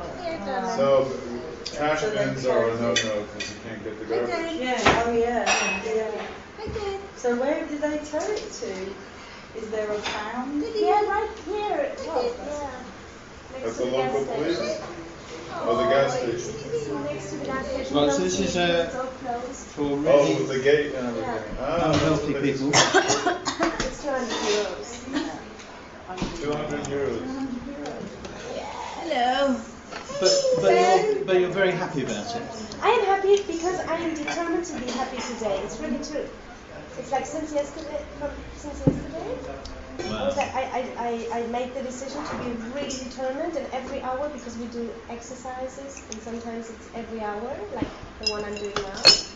So yesterday I was like firm, I'm going to be firm, and I'm going to do it, and Yeah. that's how I woke up, and that's how I maintain it now. Very good. I'm not going to fall into the. Not No, today. cars being taken and parking tickets are like the worst, aren't they? What? Because parking tickets are, in England, parking Yeah. tickets are the worst because they are No. completely over the top Yes. and designed to bring up Put the it on the anger table in you. and I'll put the So water. it's I'll put really it here. bad. Otherwise Tea? it might spill on. Do they have the boot in England? If you put They, your Yeah, tea, totally. tea They in, have Bottom everything. of your wheel, No, right? they will now put You your want car in coffee, the no? crusher. Yes, please. If you Just a don't cup. pay the fine within 14 days, they'll put your car in the crusher. Instead of selling it and making some money for the state. They're complete bastards. That sounds very No, vindictive, somebody yeah. of you here? Anyway, when thinking about that, choose happiness. Carol, it's Oh, well, choose happiness. As I stand and watch my I car will change my yoga to be able to come Okay. on Tuesday. Wonderful. No, Sometimes no, it's just them two. They're gonna travel now, and she's visiting. So it's always them two and us two for sure. And then there's you know how it is. Malcolm try Cat to will be join. back Okay. Sometimes in it's September. In September, yes, I know that. Yeah. But you I think came it's to our- good that you do both Yes. sometimes, you know, Yes, yes. because you're going to be translating, so it's good that you get a bit of the course in English too, you know. get every bit of it I can get good. What, sorry? You came to our place, not at where we are Constellation? now. Yes, family constellations. Yeah. Yeah, I don't remember you. No, I'm different now. Yeah. I'm transformed. He's had a haircut. Ah, okay. He used to be this much longer. I didn't have my halo then. I've got my halo. It's not strange you. Everybody has what they want. Thank you, darling. Do you want? There's Just some water. yes, there's water. There's good. And the puppy has water over there also. Okay. I poured an extra coffee cup. This is sugar, honey, stevia. Those butter cookies are amazing. No, not fine. Oh. Totally addicted. That's why I'm fat. I think I'll try one. Prince Charles. Prince Charles. I'm really happy to be here. Además, I felt this morning when I started my prayer, I was like, wow, I really feel like I want to Oh, yes. And then you called in the middle of my prayer. Oh, That's I why did. I didn't hear it. Oh, And then I saw the message, I was like, yes, I want to go, but I have my yoga lesson. Okay. okay. Yes, I thought you'd like to come. Yes, My definitely. comfort cushion. Mm. No.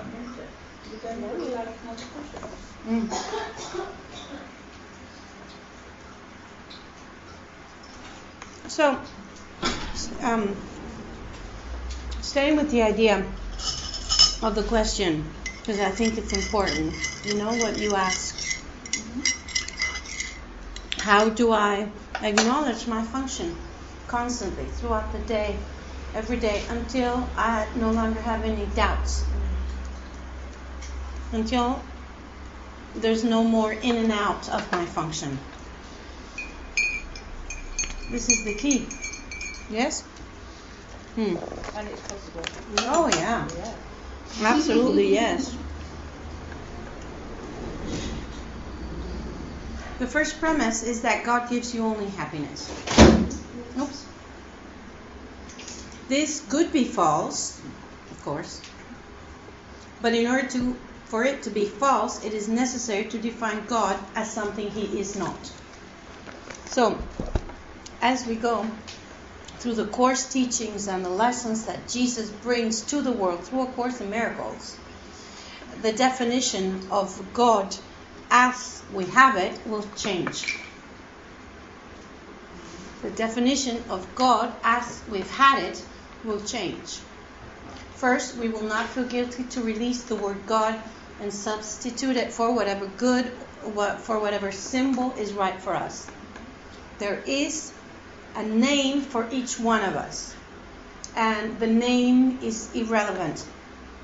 It is the content of what the name points to that we are interested in sharing.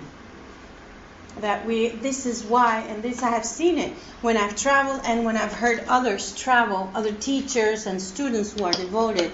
The closer you are to the content of what God entails or what it means, the easier it is to join with another there. beyond words, beyond definitions, beyond cultures, because there is an equality in that content that presents itself everywhere you go. We do need to let go of the definition of it. The definition that we have of God, there's a definition of yes and no. There's a definition of loving and angry God, yes? There's a definition of a God with a form that is located in heaven, for example. This is a very religious definition, and each one of us has a different definition. There's a definition that's quite common to the human mind, that is, God will take my loved ones. God will take from me that which I love the most. Even I try to listen on internet, on YouTube or whatever. I try to hear preachers from different religions. I try as much as I can, just to keep my mind open, yes? Just so that I don't defend what I believe in against any one of my brothers. So I try to listen to others teach, not only Course in Miracles students, but in different religions, and I decide to find truth in what they say. And I've discovered then, when my heart is in finding truth in everything, then God presents itself. The experience of God presents itself. And this is where we're aimed at as mystics, as miracle workers, as true, authentic teachers of God. This is how it's defined. Then, the way to achieve or to practice this perpetual happiness is to go back to God every time. Go back to God every time. And if I find a description of God that doesn't fit with Him offering me only happiness, it is my choice to relinquish that. Only because I've read, I've discovered, I've decided that this is true. I'm sorry, I got distracted for a moment. No, I was just going to say, there's a guy that I have seen on the internet, Mark Passio. Who? A guy called Mark Passio. I don't know him, no. He's an ex-Satanist priest. He says he's an ex-Satanist priest. Okay? And he's a really interesting guy to listen to, because he makes this big case about how you change the reality and what's behind it and your motivation and all the rest of it. And he's done loads of videos on it. But there's two groups of people he has to go at all the time. One is the Course in Miracles people. That's top of his list. Oh, really? No, New Agers. And New Agers. Actually, yeah, New Agers at the top of this, Course in Miracles second. Because what he's all about is teaching people to take action to change their reality. And of course, from his point of view, a New Ager or a Course in Miracles person who doesn't do anything, just forgives, is not doing anything. Waste of space. So that would be a really interesting for me to watch, right? Yeah. But it would be a really interesting video for you to watch, just to see what But I comes can up. feel it when you're saying it. Yeah. I mean, it's can really good feel speaker. the call for love. Yeah, exactly. I can feel it. Yeah. And a call for love, I have all the love Yeah. to put. Yeah.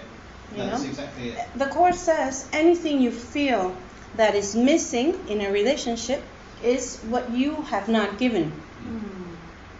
Give it.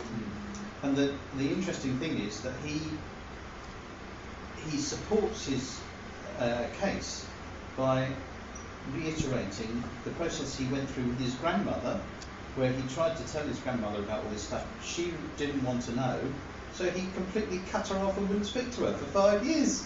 And I'm thinking, well, that's not very good, is it? It reminds me, when I first went to the Course in Miracles 7 years ago, my son was living with him.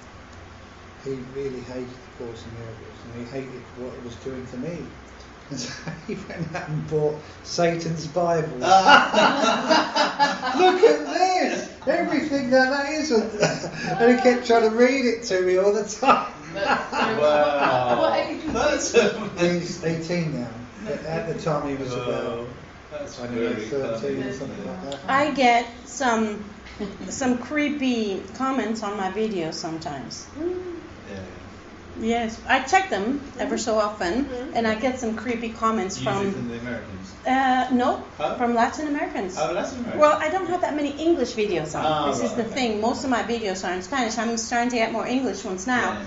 and it's usually from the Spanish Christians or the Spanish. The other religion that really gets hard is I'll tell you in a sec, the born again Christians and the Jehovah Witnesses. Jehovah's. Yes, because there's handling of guilt that is very important to the belief, and this kind of forgiving everything is like not so good. And I get this, and I leave them on there. I said that will help anybody if they want to read it, if it triggers something in their mind, heal it. So. Another thing I've just noticed quickly is when I used to be very defensive of the Course of Miracles, the ego got hold of the principles of the Course of Miracles and decided it would defend itself on every level, anyone that attacked me, verbally or written on like the internet. And I used to feel I had to defend myself all the time. And the more I defended myself, the more I got attacked. And then eventually I realised that I'm attacking myself because there's no one out there except for me and my thoughts. So I'm not defending myself anymore, and it just went away. And now I don't, no matter what I write, 99.9% nobody ever says, oh, this is wrong, or you're this, or this. And I'm thinking, that's because I haven't got this thought that I need to defend myself, there's others that can attack me, I must take care, and I'm right and they're wrong, People who attack posts on the internet, whether it's in a forum or Facebook or YouTube, they're called trolls. Oh. Like the evil monsters, the trolls. And so This is what.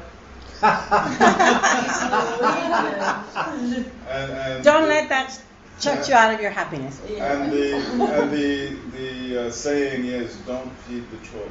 Yes. In other words, if you feed them, they will. Yes, they'll stay around. They'll argue more. So if you don't But feed them- if I can bring this idea back to the lesson of today, I read it in the first paragraph. This lesson that Rebecca gave us today says the ego attacks and the Holy Spirit does not respond.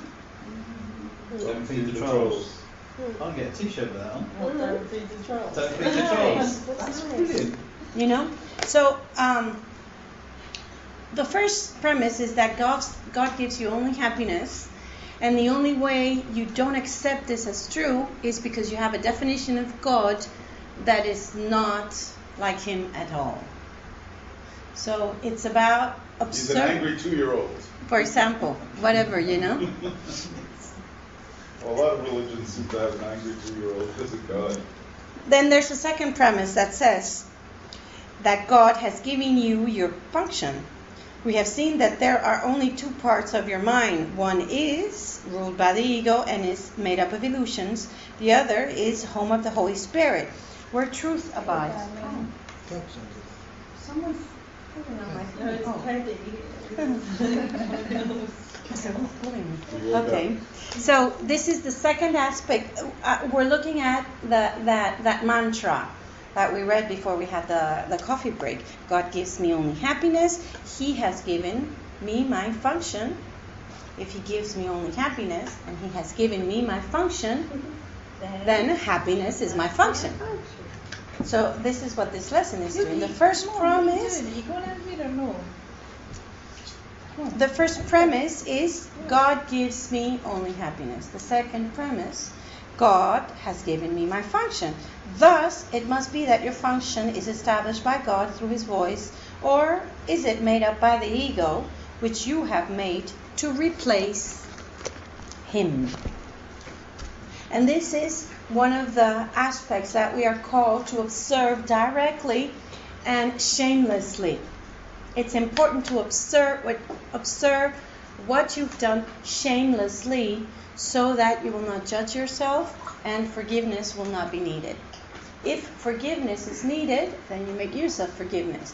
Because observe, when you realize what you've done, quote unquote, with your ideas about the ego, with your ideas about God, with your ideas about happiness, the ego will still take charge and make you feel guilty for that. Make you feel guilty for not feeling happy. Make you feel guilty for not accepting. Make you feel guilty for not having a trained mind. And this is the ultimate trick of the spiritual ego. Telling you, it's okay, you have to feel guilty. You haven't been a good spiritual person. Now, it's going to take longer. We must not listen to this voice either. Not listening to this voice either is doing nothing about it. Just not responding. Going deaf, dumb and blind. But this guy is aware. I mean, he really, like the Satanist Bible basically is the American Constitution as it is at the moment. Yeah. So, like, we're living in evil. We're living Per se, as per like the rules of the Satan Church. This is the world. Competition, ego-driven. Yeah. By definition, everybody is a Satanist. Who says this? No, this guy? Yeah, no, but actually, when you look at what he's talking about, it actually makes sense because that's what we're all doing. Because we're in it and we're withdrawing from it. Yes. But the point he's making is you are actually a Satanist now. Yeah. What is Your Satan ego. but the ego? Yeah. Yes. Yeah. Exactly. The equivalent. It's a troll. You're in it. Yes, I had a student once years ago in Venezuela who used to be into one of the religions that speak of Satan. I don't remember if it's of the Christian or one of the ones that come from the Bible that speak of Satan. And every time she had an ego thing that she realized that it was the ego in her, she still used the word Satan. She couldn't use the ego. She says, "Oh, Satan took over me," and da da da da. It was kind of shocking in a Course in Miracles group to hear someone speaking about Satan. But yes, we understand. Satan is all, God is not. Yes, God is total, eternal, infinite, and everything that has to do with separation is the ego mind. You want to call it Satan? Well, call it. But even Satan is part of God because it's what it's doing. It's bringing the stuff up in you so you can get back to where you should be. So it's actually a good job. What the Course tells us, what I believe completely, is that the ego mind is never true. It's just an idea. There cannot be aspects of God that are not true. God is true. Happiness is His quality and it's His gift to me. So anything that is not that, has not been true, is not true, will never be true. I can have an illusion of it being true, but it's not. This is why when we start to walk this path, acknowledging the fact that every angry thought, every violent thought or activity, every sad moment in my life has never, is never, and will never be true. In the then we need to redefine what truth is. In the truth of eternity, not in the human truth. In our human world and in our human reality, we are not the same. I just wrote a note called like that. We are we are not the same here, but in truth we are.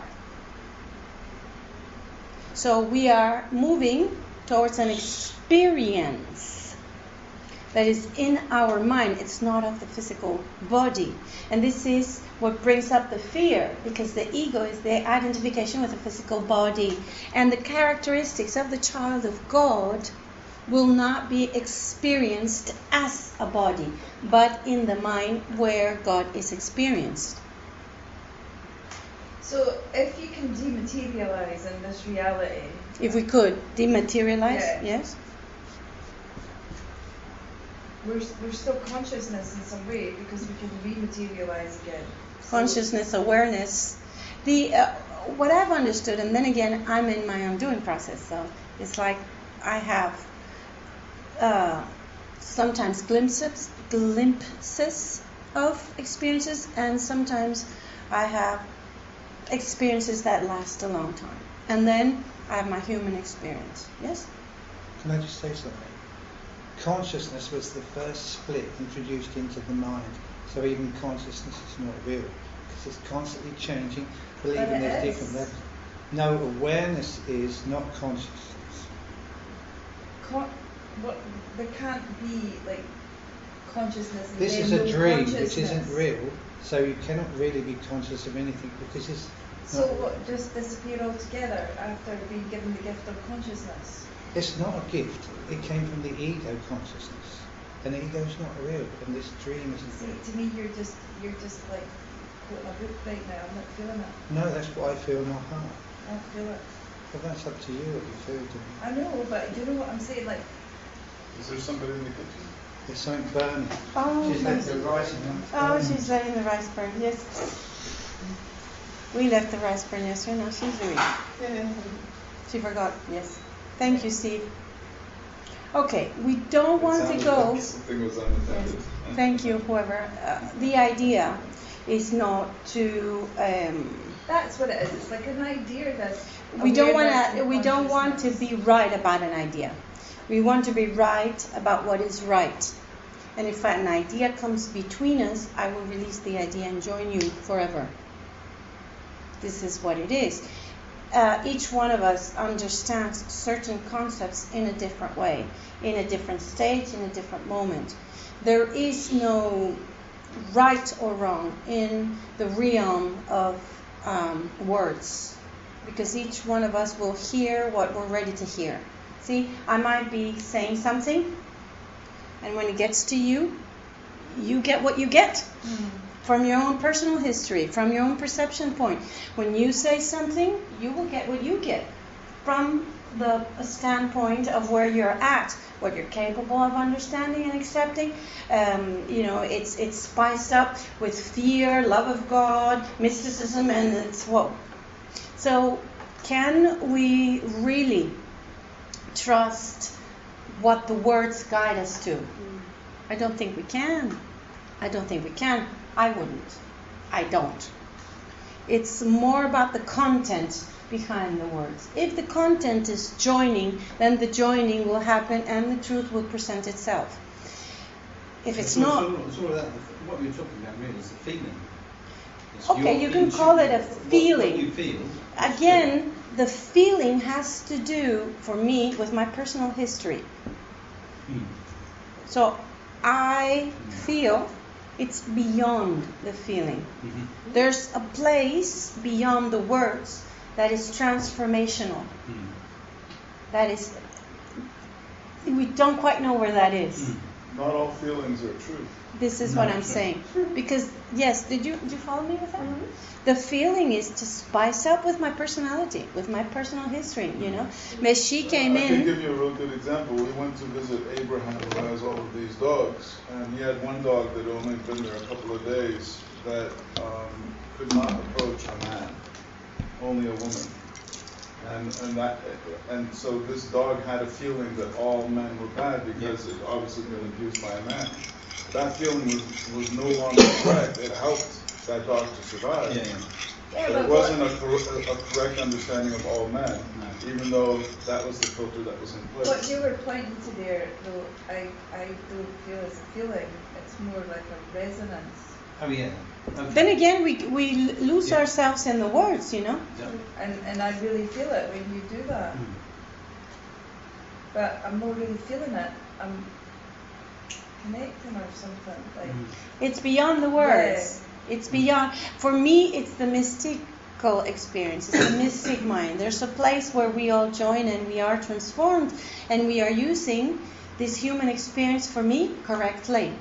We're using it purposefully, not to try to join in the physical aspect that brought us here, but we are opening our minds and our hearts to be shown that there is, when two or more, I believe in that thoroughly, when two or more join with a rightful purpose, the truth presents itself. And if we are receptive enough, this truth will make a change.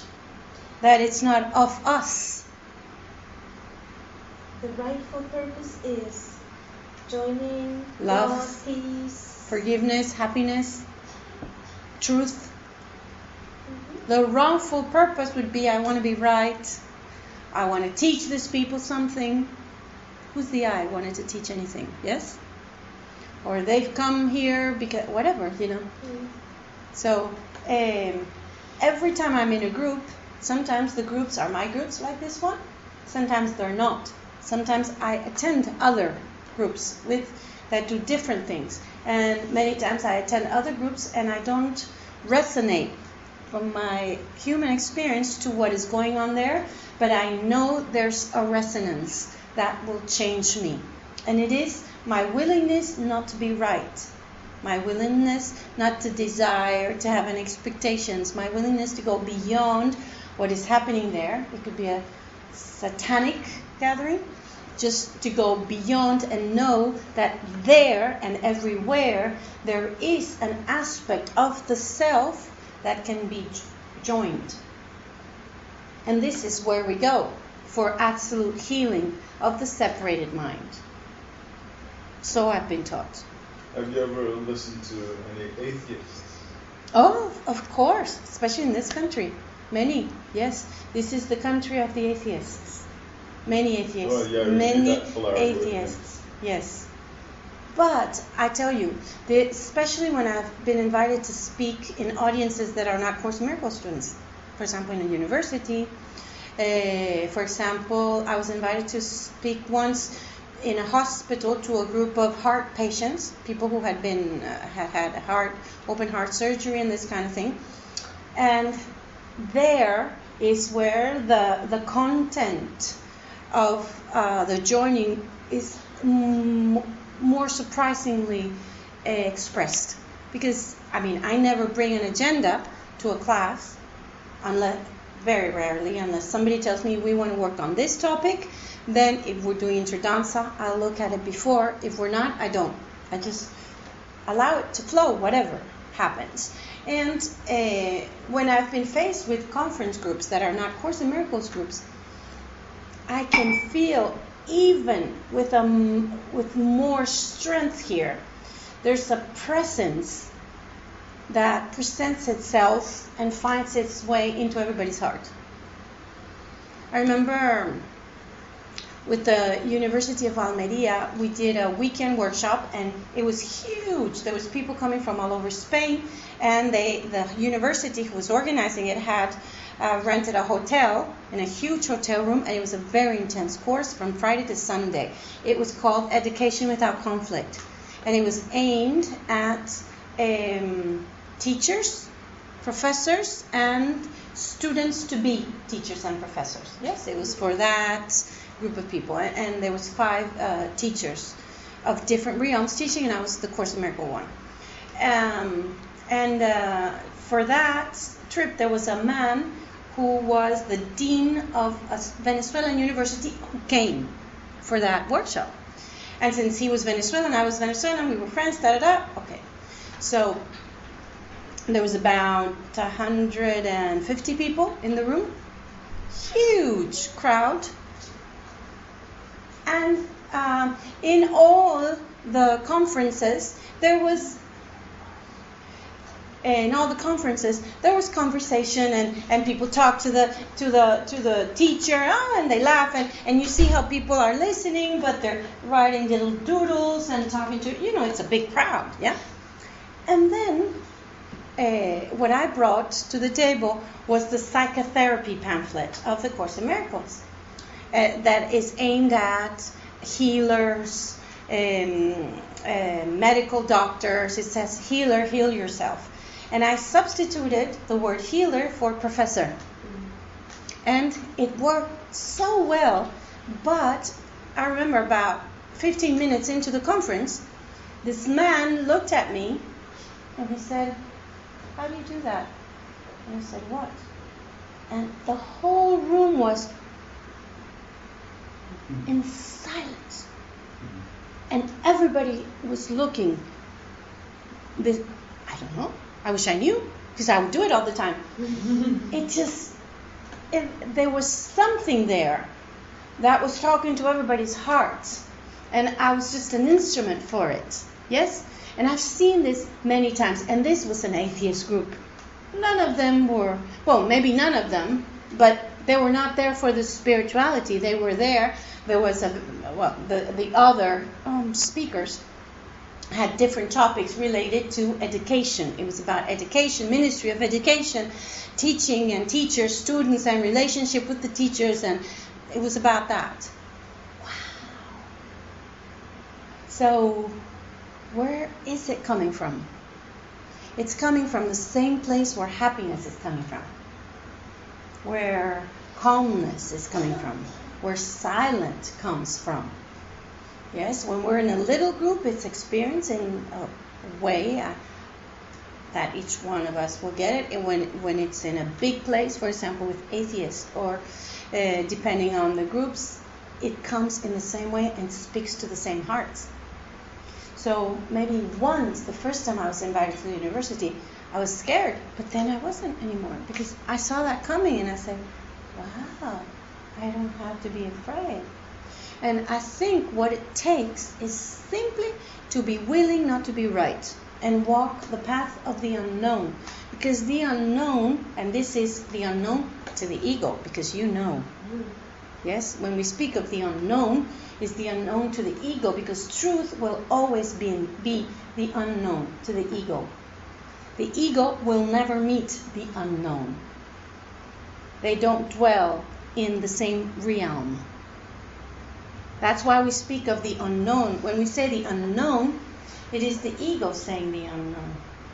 In my case, the first time I was aware of this, was in this first talk when I was out of Course in Miracles Comfort, where I know I can speak of God, Holy Spirit, Jesus, and everybody's okay with it. Then when I'm faced with a huge group in a university, I'm saying, oops, and then there's a little fear, and then I just let that go, and the unknown presents itself, and now it's known to me, I no longer fear. And you do use the words God and Jesus? I let go of that too. You just let yourself... I just let that go. There has been times where I'm in this kind of groups and I use word Jesus, Holy Spirit, and then there are times when the words just are not there. Are being So substituted by themselves. By the unknown. By the unknown. Who knows more than me? So it's it's So there's no calculation in that. At all. To not say Jesus. No. I had a friend who's he's a theater director, and he's proposed to me a couple times, I don't know if he'll ever do it, to put me on a stage as in a monologue type of thing, but teaching the course, And I said, okay, yes, that's interesting. I like that. But you write everything, right? And I said, I don't write anything. How are we going to put this together? And I said, you got to trust. It won't be the same show every night. You see, this is the thing. Come for the Tuesday night show. If you did it on your own, though, you wouldn't have the field to pick up the information from. Because you're working in tandem with everybody that's in the room. Like, so you're feeding back whatever they've brought to the table. Well, this is in the small groups, but I've been in groups of 100 and something people where I don't get to see the faces of the people. It doesn't matter, you're picking up the energy. Well, this is the thing. The same would be if it was in a theater. This I'm sure about, because when I was teaching, it was different groups of people, different stuff came out my mouth, and it was news to me. I was learning at the same time it was coming out. So, and that's the first time I realised that the field is as important as, like, this group will be completely different probably from your group. Yes. Because there's a different resonance, and so what's coming out of your mouth is what we've all brought here. Yes, absolutely. Yes, So, the need for us. So how could you do a monologue on your own? Well, it would have to be the same, but on a stage with a name. But I can't. See, this is what we were talking. Without other people there. No. Oh, okay. Audience. Yeah. We wouldn't call it a Course in Miracles conference. We would call it a monologue. Yeah. I don't know, spirit talking, truth and music, because he wanted to put me there with music and with a nice backup stage and stuff. And I said, yeah. I mean, that's where I come from. I come from the performing arts. I said, I love it. And he said, okay, so you give me the script. I can't do that. Yeah. It would have to be on the go monologue, because I feel exactly like you say. I feel that whatever comes is whatever is needed in the room for a particular reason that I don't know. I can have tips. Maybe if the topic of a monologue is love unconditional, then maybe I've written down 3 or 4 phrases from the book that I can look at. Mm-hmm. And from there, let it flow. Yes? But you never know, you never know how that's going to happen. So, yeah, that's a project. I'd like that project very much. I'd like to see how that would work out. First time I saw something like that, for me, was with Deva Premal. Have you know her? And she came to Malaga for the first time, and we were lucky enough to be there with my son and my daughter. And when we saw how they staged their performances, I said, I like it. It's beautiful. They put a very nice rug, and they have a backstage projection, so there was a little bit of props, it was staged. It wasn't just a musician there with the band. There was props there, and beautiful. I said, why not? We'll see. If that's meant to happen, it will happen, So some people are doing similar things like that. Sergi does something like that. There's a really good, I can't say he's a Course in Miracles teacher anymore, but a spiritual teacher I'm very good friends with, and he does a little staging. And then there's a wonderful spiritual teacher called Prem Rawat. You know him? Heard of him? You'd like him. Prem Rawat. Indian guy. He's very well, he uses Armani type thing, very serious, very elegant with a tie and everything.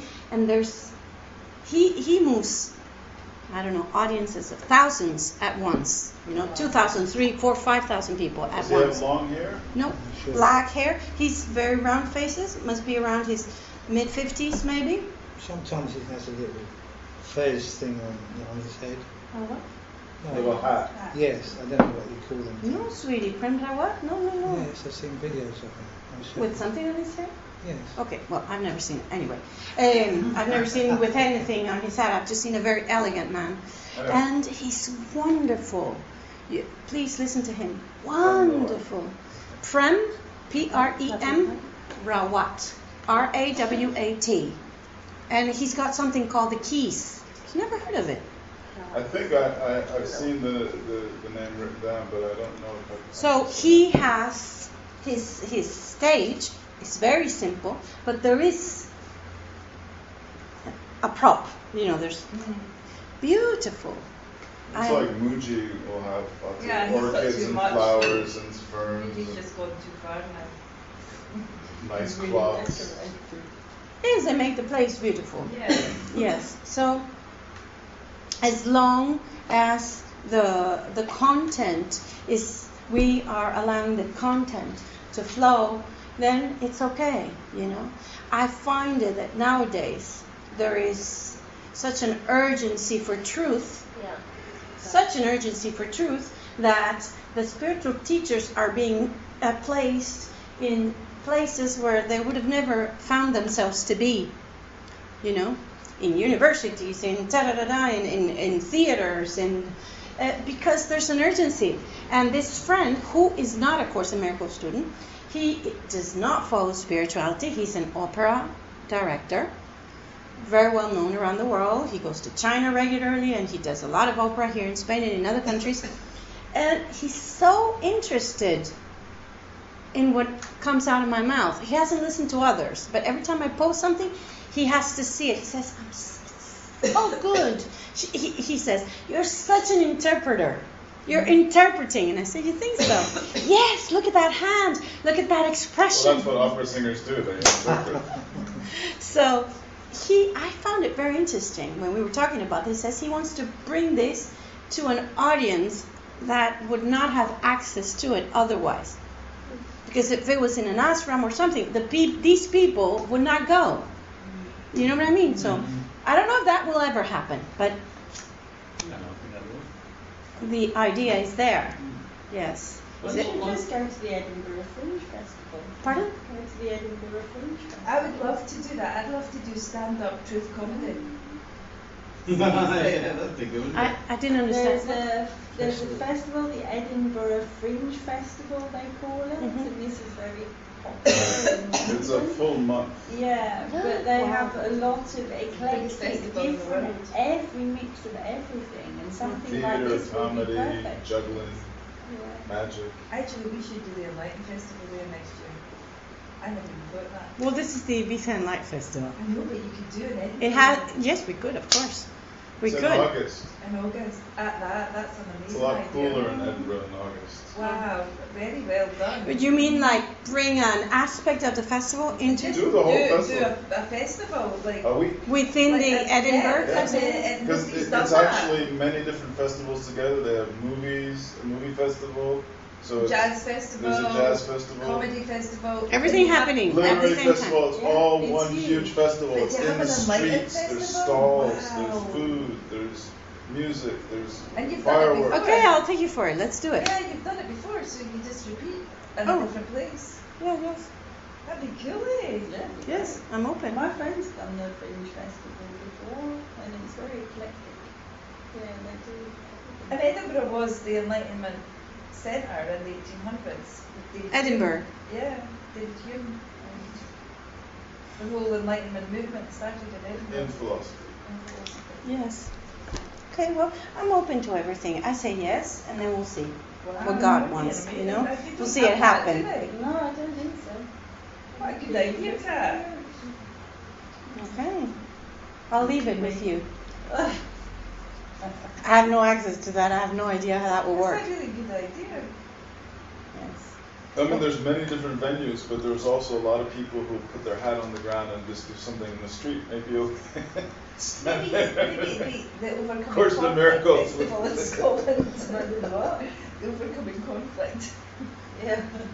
In Scotland. One more. Wow, you're going to be busy. More and more, more and more. There's a TED. There's Yes. a TED Yeah, video TEDx. that Not talks TED. about TED. You know what it is? You know. Yeah, what it is? TED Talks. You want TEDx? TED Talks, and there's one that I watched about festivals. Talked about festivals and about this. It's like it's a new phenomena. It's a phenomenon of the past maybe 5-10 years. That is it's a way of bringing spirituality to the youth. It's not hardcore spirituality, but it's an open minding. It's a mind opener for whoever goes to these festivals. It's a different way, even though they still have alcohols and drugs and all this kind of thing, Woodstocky type thing. But now it's not just music. There's another realm, and people feel very connected and very spiritual and have all sorts of experiences because there's an urgency. The urgency truly is for deep core transformation, but you got to start somewhere. So he was talking about this, you know, how this man has been part of several festivals being organized around the world, and how, but he's talking about these huge festivals, not a Does your little son thing. play at festivals? Not yet. No, not yet. No. He will eventually, yes. This year at our festival, we're getting the son of a teacher coming to play for us. What teacher we had last year, her son is a musician, and he's coming to spend some time with us. So the more receptive we can be, the faster we go. The more we stick with our routines, with our rituals, whatever those might be, spiritual rituals, food rituals, whatever rituals and routines we have, the slowlier we go. Because all routines, even if they are spiritual, all rituals, even if they are spiritual, pertain to the physicality of the experience, to the separatedness of the self, the individual. What about reading the book every day? It depends how you face it. Yes, you breathe every day, but you couldn't call that a ritual or a routine. It depends. Remember, everything has to do with what purpose are you giving it. If you think drinking 3 glasses of water before lunch is going to make you a happier person, you've turned this into a ritual. It's not really about the physicality of it, but where are you coming from in your mind? This is why, this is my suggestion, my practice, if you can bring happiness as a purpose for everything you do, then it really doesn't matter what you do, because everything is being brought to a higher purpose, to a purpose that truly benefits you in every aspect of yourself. But could routine or a habit that's considered productive or good be a stepping stone to that? For example, kind of making yourself read the book for a few weeks until it starts to kind of happen on its own, just like making yourself drink a few glasses of water until it becomes a natural Probably. habit. I mean, I don't know. All of us have human aspects that need healing. Every one of us has a little allergy, a little problem in their stomach, a chronic illness. If you eat too much meat, your feet swell, whatever. This is the human experience. This is part of the human belief system. It's not your personal one, as injustice is personal one. The ego is not a personal ego. The ego is the ego, the idea of separation. There's not an ego for justice, and an ego for Dawn, and an ego for Eva. There's the ego with the idea of diversity and separation.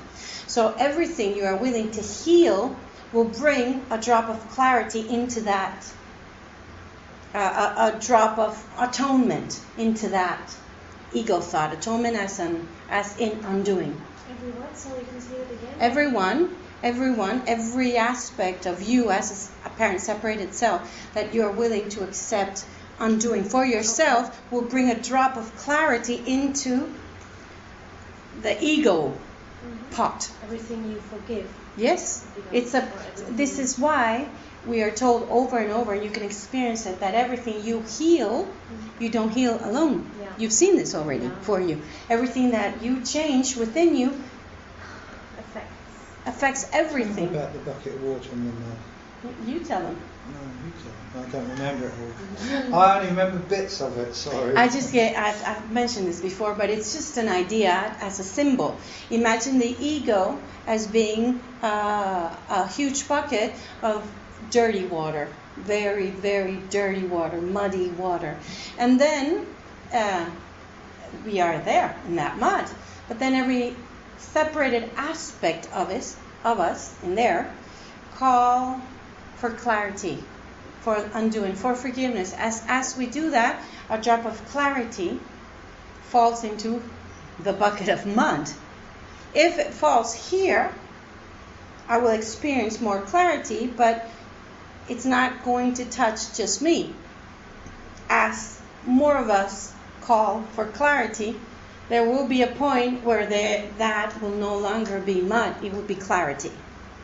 But everything that I accept for myself changes me as a drop, if you want to look at it that way, but it has, of course, those closest to me experience it more obviously. Those farthest are affected by it, maybe not so directly, but there's a joint mind in the ego as well. Because the joint mind can never be separate. It's just an illusion. The ego says, yes, we're separate, but we're not.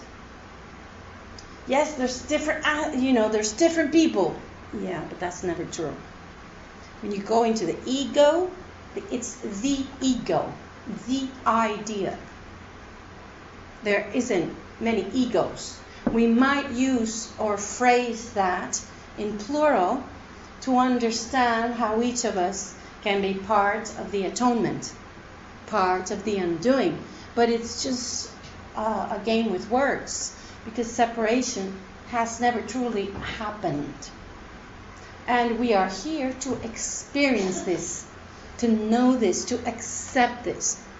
Not by looking upon another body and seeing it separate from myself, but for allowing the vision of totality happen to me, and I can recognize myself in the other. And this will happen to you sooner than later. Might freak you out a little bit. No, I've had that experience with Jack O'Keefe. like after about 3 days in her course, it's a silent retreat and really there's no mind. But when a question comes up, somebody else asks it. And it's like, that was my question. But then another question will come up later, and like after that one, and then when it gets to like 10 questions in a row that it had come up, then I realise it's not my thoughts. Mhm. It's everybody's thoughts. And it's freaky because everybody's experiencing Yes. the same thing. Like, Yes. then she'll say, I don't know if you've experienced yet, but whatever's coming up is a group thought. So we're all ready. Yes. It's amazing, isn't it? The fastest we can accept this, because there's a humbling factor there that is very important. Accepting that I'm not different, special, and unique, but that I am truly one with all. And when I have this kind of experiences where this is obvious, it's a very humbling experience. When I mean humbling experience, it's the undoing of the ego mind. It's the undoing of the separated self. It's a step closer to the acceptance of the undoing of the world as a separated experience. And accepting it. This is why you can experience it here and now, accepting it as a possibility of feeling, experiencing, and living, walking the world in an apparent separated self, knowing that you're not separated. So in fact, what you're actually doing is remembering your essence. Yes? Okay. So for me, rather than thinking about it as, oh, it's you've got to let everything go because you don't know, it's the unknown you're going back to, it's actually the known. It's Yes. your essence you're going back to. Yes, of so course. that is actually so for me that would be a more motivating way of looking at it. Because you're far more, if you think you're going back to your essence rather than you're going back to something that's completely unknown. But much it is, more friendly, isn't it? but it is Ego. unknown to the ego. Thank you. It is unknown to the Okay, ego. but people would, the general public, I think, would probably interpret unknown as, oh no, it's the unknown. That's But because it the ego is. 360 degrees But, yes. wrong, backwards. Yes, but all I'm But saying it is is. if you use the word back to your essence rather than the unknown, I think it might be more Not to the user ego. friendly to people. User friendly. Everything the ego says you are not. Yeah. Yes, it could be. I don't think the course is very user friendly compared to other things. I think when you discover what it can do for you, it becomes user friendly to you personally. Yes, it doesn't aim to reach the crowds. It aims to reach a percentage that will do the expansion factor, not by teaching it or learning it, but by the clarity process. Yes. Okay. So I'm not worried about that really. No. I'm special, different, and unique, just like everybody else. Yeah. Yes. Well, actually, I'm a little bit more special. It might be for Malcolm that is the way Yes, he's this is gonna transmit for the way the he. information. Yes. So Yes. everybody finds their It's own. very. Pardon. Everybody finds their own Yes. ways to Mm. express. Everyone has to find their own way because there is, and this is the beauty of Music, poetry. the love concept. I'll tell you. For me, music, I've got closer to music and with God in music now anything else. Some types of music I can listen to and they make my heart feel like it's going to explode out of my body. And the course brings me a lot of clarity intellectually, but not so much in the heart at the moment. This is what I was trying to say earlier. When you're talking now, I feel that your personal experience, your truth, your whatever, I haven't got words, but when you quote that book, I lose it. I don't have that. This, what you're doing right now, is amazing. Something from But your you're the one who's doing it. Seriously? The perception. It's just it's, Yeah, I understand what you're saying. Yeah, I mean, you get lost in the words and it becomes too intellectual, and then it's all a mind game. Yeah, which is what. And it's about love, and love is not a mind game. Yeah. Very well. I'm going to wait for him to come back because I was going to quote something for But him. that's really, like, I can feel that. Yeah, I mean, it's because what this has brought me is I've listened to music all my life, and I've never had the experiences till I read this book. It's given me an inner knowing which I can't put into words. That when I listen to that music, that it just takes me to some place that is beyond this world, which I never experienced ever before. Do you know what it's like? It's like you looking at buns in the oven saying it's hot in the oven for the buns, or you being in the oven with the buns saying it's hot in here with these buns. With these what? Buns. Cakes. Buns, cakes, cupcakes. Yeah, I can feel it more when you're in the oven. Yeah. Well, this is where we get lost with words. Words will never, yes. ever explain the truth. Yes, we must. And this is a conversation Steve and I have all the time. He says, "Oh, you're so sensitive. It's too much." It's never too much. It's never too much. Too much of what? Of the sensitivity, the intuition. Yeah, because ego hates sensitivity. Because I get things that will never be put to words. So I get them. You're too sensitive. And because she's so sensitive, she says things about me that make me feel and I go, oh, I never met anybody so sensitive as you before. And it's very difficult for... I don't always say everything. Man, if I it just comes out, you know. There's no decorum, there's no way of saying, there's no people pleasing, there's nothing, it's just... Blah, blah, blah. And for the ego, that's shocking. Because you have this idea of what you are, and you hold on to these concepts, you hold on to this way of believing who you are, what you believe and what's right and wrong, and all of a sudden there's things coming out aimed at you and you go, oh my God, you either go with it or you get a bit upset with it. And sometimes I admit I get a bit upset with it. And I go, well, that's shocking, how dare you say that to me? I don't say anything bad, really. It's just how you feel it. But that's just the ego getting upset because, hey, do you know who I am? You know, I'm this person, and I have standards, and I have certain things I don't want to listen to because I think they're terrible. But that's just absolute nonsense, isn't it, really? Then, going back to what you were saying about Malcolm and the user-friendly way of expressing it, I'd like to quote something from the course that we like, and this is the basis of our festival. It says, there is a course for every teacher of God. The Course in Miracles doesn't talk about teachers of the Course in Miracles. It's not mentioned anywhere. It talks about teachers of God, teachers of love, teachers of happiness, yes? So there is a course for every teacher. And the forms it takes varies greatly, and so do the particular teaching aids involved. So there you go. You are free to use whatever teaching aids as long as you're teaching only love is real.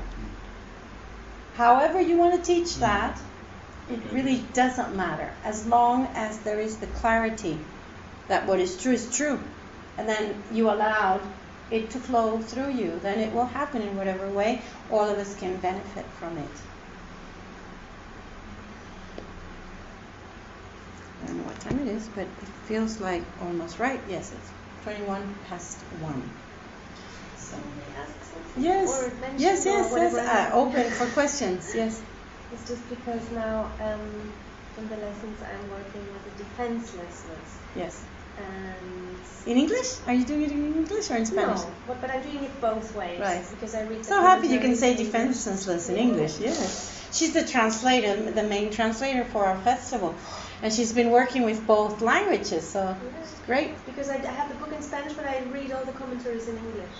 Yes, it's wonderful. Yeah. Yes, it's perfect. So anyway. And what was the talking question? About happiness today. Yes. Right? So as I understood it, I just want to share, I don't know, yes. As I understood it, because before I understood defenselessness is when you don't defend yourself against others. But the thing is here, I think, is you don't defend yourself against the truth. Yes. Which makes you be happy. Like, could you comment something on that? On defenselessness. Or on defenses in general? Defenselessness, yes, as one of the characteristics of the teachers of God. Yes, Okay. you are aware of that. No, I didn't read that yet. Yes, it's in the manual for teacher. Defense is the 6th characteristic. Okay. I'll read about it a little bit. Thank you for bringing that up because it has to do with happiness. Of course it does. Okay. It says, God's teachers have learned how to be simple. They have no dreams that need defense against the truth. They have no dreams that need defense against the truth. I'll explain that a little bit more. They do not try to make themselves.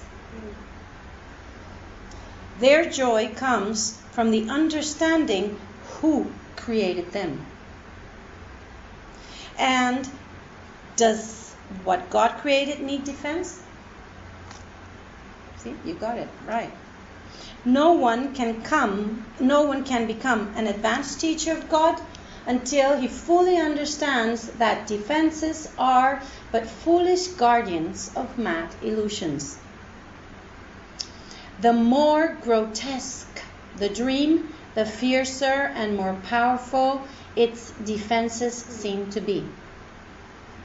Yet, when the teacher of God finally agrees to look past them, past the illusions, he finds that nothing was there. Slowly at first, he lets himself be undeceived, but he learns faster as his trust increases. It is not danger that comes when defenses are laid down. It is safety. It is peace. It is joy. It is God. Wow. So, this is a very deep and profound way of expressing something with very simple words that the ego might not grasp initially. Yes? I read it and not everybody understood it, I'm pretty sure, because this happens many times. It says, God's teachers have learned how to be simple.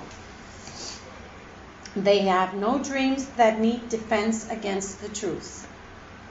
Observe for a moment what your dreams are. And I know, without listening to them, that your dreams are of this world. And in order for them to be true, you need to defend them against the truth that says that they are not real. And the dream doesn't have to be positive. It can Positive be, or negative? It can be depression. It could be a nightmare. It can be, total. It Yes. can be a condemnation of somebody else. Yes, any dream. Yes? So what is most important in this second phrase that the Course mentions is the teachers of God, the teachers of love, have no dreams that need defense against the truth. Do we grasp this idea? Truth is true. Only truth is true. All my dreams are not. They can be nightmares, grotesque dreams, or beautiful dreams. Beautiful sunsets and mountains, beautiful children being born. None of those dreams are true. They will never be true because they pertain to the world of the ego. The advanced teacher of God no longer defends his dreams against the truth. Do you follow me? Then it says, they do not try to make themselves. It's So- hard for me at the moment I because understand. I've excelled at making me, and then I've got loads of people around me, and then Rebecca's reminded me of people that have made really well, like Jesus, and they're doing really, really well, and I've crashed and burned, and there's still that, I want to go back to that, and I can't. It's like the blue pill, I've already taken the red one, and so I'm really... Well, in we're conflict. listening to this with you. Yes? Just letting it sink in. Do you want to make it well in your dream? Or do you want to come back to the truth and the absolute? In order for that to happen, it's not that our dreams need to be crushed. It's just that we have to put our attention in the truth. And then the puzzle will organize itself. So There will be a moment of confusion. As long a as moment. as long as there is no defense of the dreams are okay. Well, if there is no defense of the dreams, you are no longer in the making. Are they going to be okay? Are we looking for a formula here to save the dreams? No. I'm just asking myself, what if I truly fall into defenselessness, then my heart is calm and I'm no longer interested in how the dream goes. I guess I'm interested in keeping both sides. No? In understanding something of the process of no longer owning the dream. So if I have a dream and I realize, I can't use this to defend against the truth, then the dream becomes less solid, real, important. And truth seeps in. Right, so I'm just saying, as I come across every value or importance or dream, if I find I have to defend it against the truth, that's a signal saying, okay, distance. Let go. Let go. So what is going to happen from that let going is the undoing of who you thought you were. That's scary for the ego mind. And yet, it is the only way back to joy, to peace, and to safety. Because, and this is very important, what affected Dawn when I read it, they do not try to make themselves. And somehow, somewhere, all of us have tried to make ourselves. And still, until we don't anymore. Yes? Until we no longer want to make ourselves. We don't want anything about us, anything that is important about the separate itself. Not physically, not reputation-wise, not in any way. We are not the makers of ourselves. We are not our certificates. We are not our beauty pageants. We are not the judgment of others. No, we are not. Trophies, are we? We are not our trophies. Yes? What this is doing is describing the steps taken into defenselessness.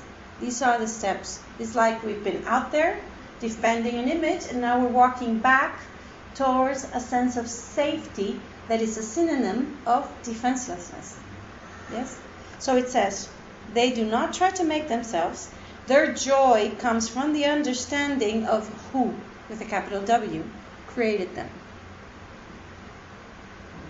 Yes? So it's an understanding of my eternal self, the acceptance of my maker and my making, my creation.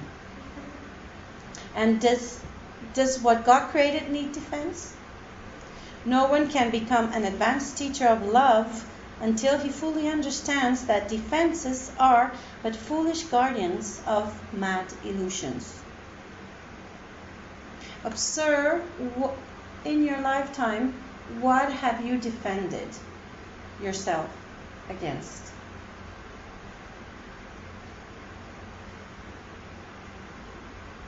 I'm pretty sure there's a list coming up in your mind. What have I defended myself? Wow, in all realms of life.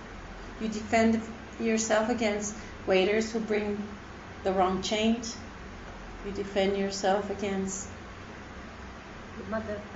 your mother, against your partner. You defend yourself. For me, I defended myself against everybody in the world because I thought I needed to protect myself. Because the world was a horrible place where I could get hurt. And I needed to defend myself. So I always had this imaginary suit of armour around me that defended me. Because I was vulnerable. At least I thought. I didn't know who I was. I just thought I was a weak, vulnerable person who needed this mask upon mask and mask to defend myself. The more grotesque the dream, the fiercer and more powerful its defenses seem to be. And as these masks fall off and the armour starts to fall away, my ego's going, what's going on? What's happening to you? There's all the things you loved about life and the things that you like, the routine thing. And I'm going, oh God, I don't know what I'm becoming. but I know it's the right way to go because there's a peace in it. But the ego tries to drag me out of the peace and tell me, you don't want to go there, you're losing yourself. Yet when the teacher of God finally agrees to look past these dreams, grotesque or not, he finds that nothing was truly there. You were not truly that certificate. You were not truly that vulnerable little boy with the armor shield on top. You are truly not this woman that you thought needed defense. Slowly at first, he lets himself be undeceived. And this is the most important in this stage, reflexive experience. He allows himself to be undeceived. It's no longer of your hand. You allow yourself to be undeceived. This means you allow your inner teacher to release all the lies about you. Because, why? Because you've surrendered and you've been willing. Okay, show me what I thought I was. Oh, I thought I was that. Show me what I thought I could do. I thought I could do that. Show me. I'm willing to see it. And then I am undeceived. This is not who you are. But this is all an inner process. It's not happening outside of you. It's happening within you. Yes? This is great. I'm happy you brought this. Thank you, Eva. And then he learns faster as his trust increases.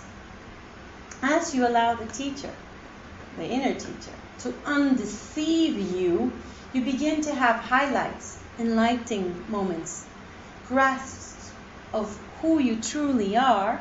Then trust increases and you're willing to let go of more. As you let go of more trust happens. And you let go more trust happens. It's just a question of trust. And then it is not danger that comes when the defenses are laid down. It is safety. We are back to the safety of our creation. It is safety. It is peace. It is joy. It is God. And this is where it ends. Wow. Beautiful. But there is a perfect timing for every step. This is not for us to worry. And that was one of them. Pardon? And that was one of them. Yes, yes. It is not for us to worry. Yes? It is not for us to worry. It is a calling to full attention, full alertness of how I feel, what I think, and what is my calling with regards to my inner teacher, to the light within. Am I accepting correction, or am I still trying to make myself?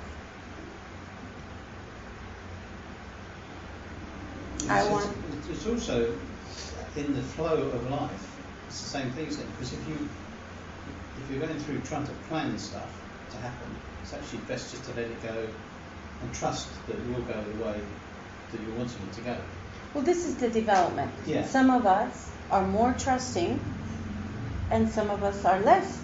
Some still have some shields up, and some of us have laid down the shields completely or halfway.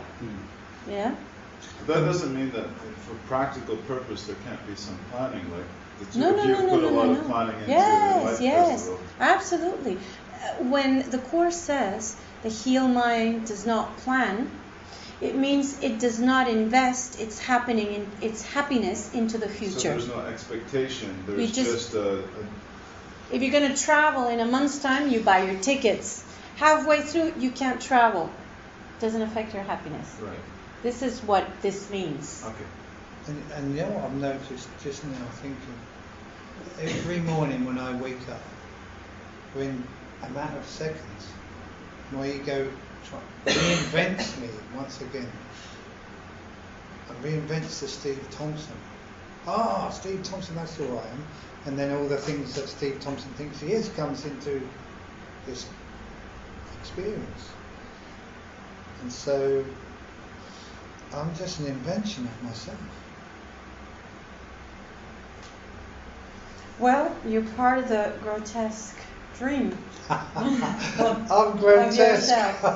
Well, So she then. yes, this grotesque self simply is limited by the physicality of the experience. How grotesque can it be to try to fit into a little body the power of eternity? I don't even have a word for that. It's not grotesque. It's the next word. Yes? She's got a little grotesque baby. Pardon? What? Grotesque baby? Yeah. No, There's a your sister grotesque has just had a little, baby. Grotesque So- puppy. So it's the same thing, isn't it? I'll just remind you. This is the thing. This is our investment in the world, you know. There are aspects of this dream that we still defend against the truth. Babies will fall into that, or newly acquired fortune, or newly acquired partner, or whatever. There's aspects, you But know. not puppies. No. No. They're totally- innocent. They're innocent. They're in a So- class of their own. We are simply called to the attention. Yes? Just to the attention, to the alertness. And then it will be your choice when you're ready. And it's always happiness. Yeah. It's always happiness. Yes, and for me, the way is to remember, within seconds of getting out, waking up, that I function is happiness. And not get up and go, oh, that was a shit night's sleep, I had a terrible dream, oh, I've got to go and pay this bill, oh my. And all the shit that comes with, you know, the ego's spewing out this script of what you've got to do that day. The Steve game. Yeah, and then get up and go, oh, I'm happiness, open the curtain, oh, there's still a world out there, never mind. Yeah, but it has to do with determination, no? That's what I Yes, experienced yes. this morning, like just maybe everybody experiences it. I don't Yes. know, if you wake up and it goes like, oh, everything is nice until this starts. And what And I I was used like, Until the okay. car's not there.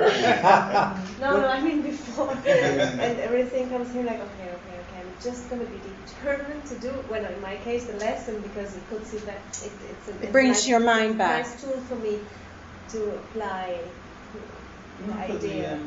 when you wake up in the morning, you know that song, Happiness?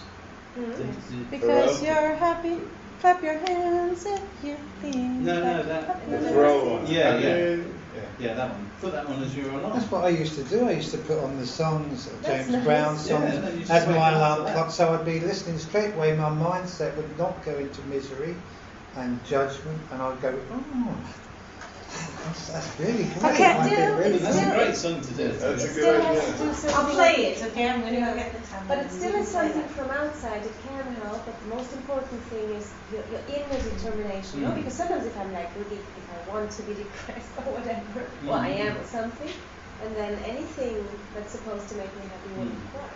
I didn't realise how addicted to misery I was. Oof. I was really addicted to being miserable. Yeah. And yet I thought it gave me some value. Yes, Hey, yeah. I know how to do miserable because I'm an expert at it. I'm better at it than you. But somehow being miserable made me special. I can beat you all hands down. Yeah, I bet I could be That's miserable. fighting words. I'm going to play this song here, just to close. Hey, the Pharrell song. Because the tablet is out of, Yeah, plug that in, sweetie. it's out of, Just drop it that. doesn't have a battery. And the one you said, what's it called? No, that is it. The one we're about to hear. Ah, Is it?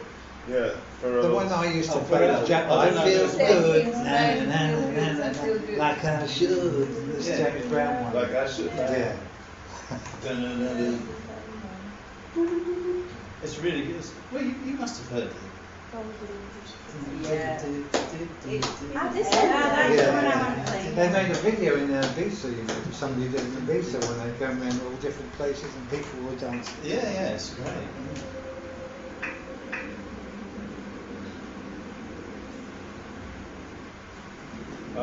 Even Weird Al Yankovic is a parody. Okay, everybody else. I'm tacky. Everybody else, tacky. Right, you've got to move your body now. I'm going to need that.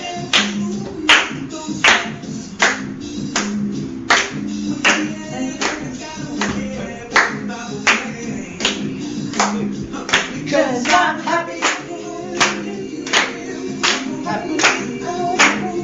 Because I'm happy. Right, no ego dancing.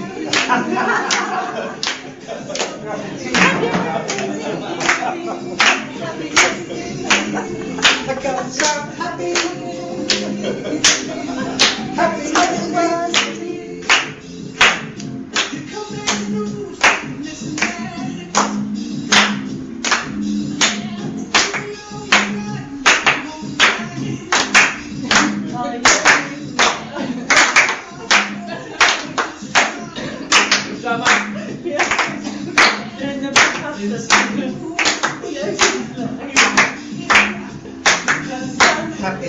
Watch his behavior.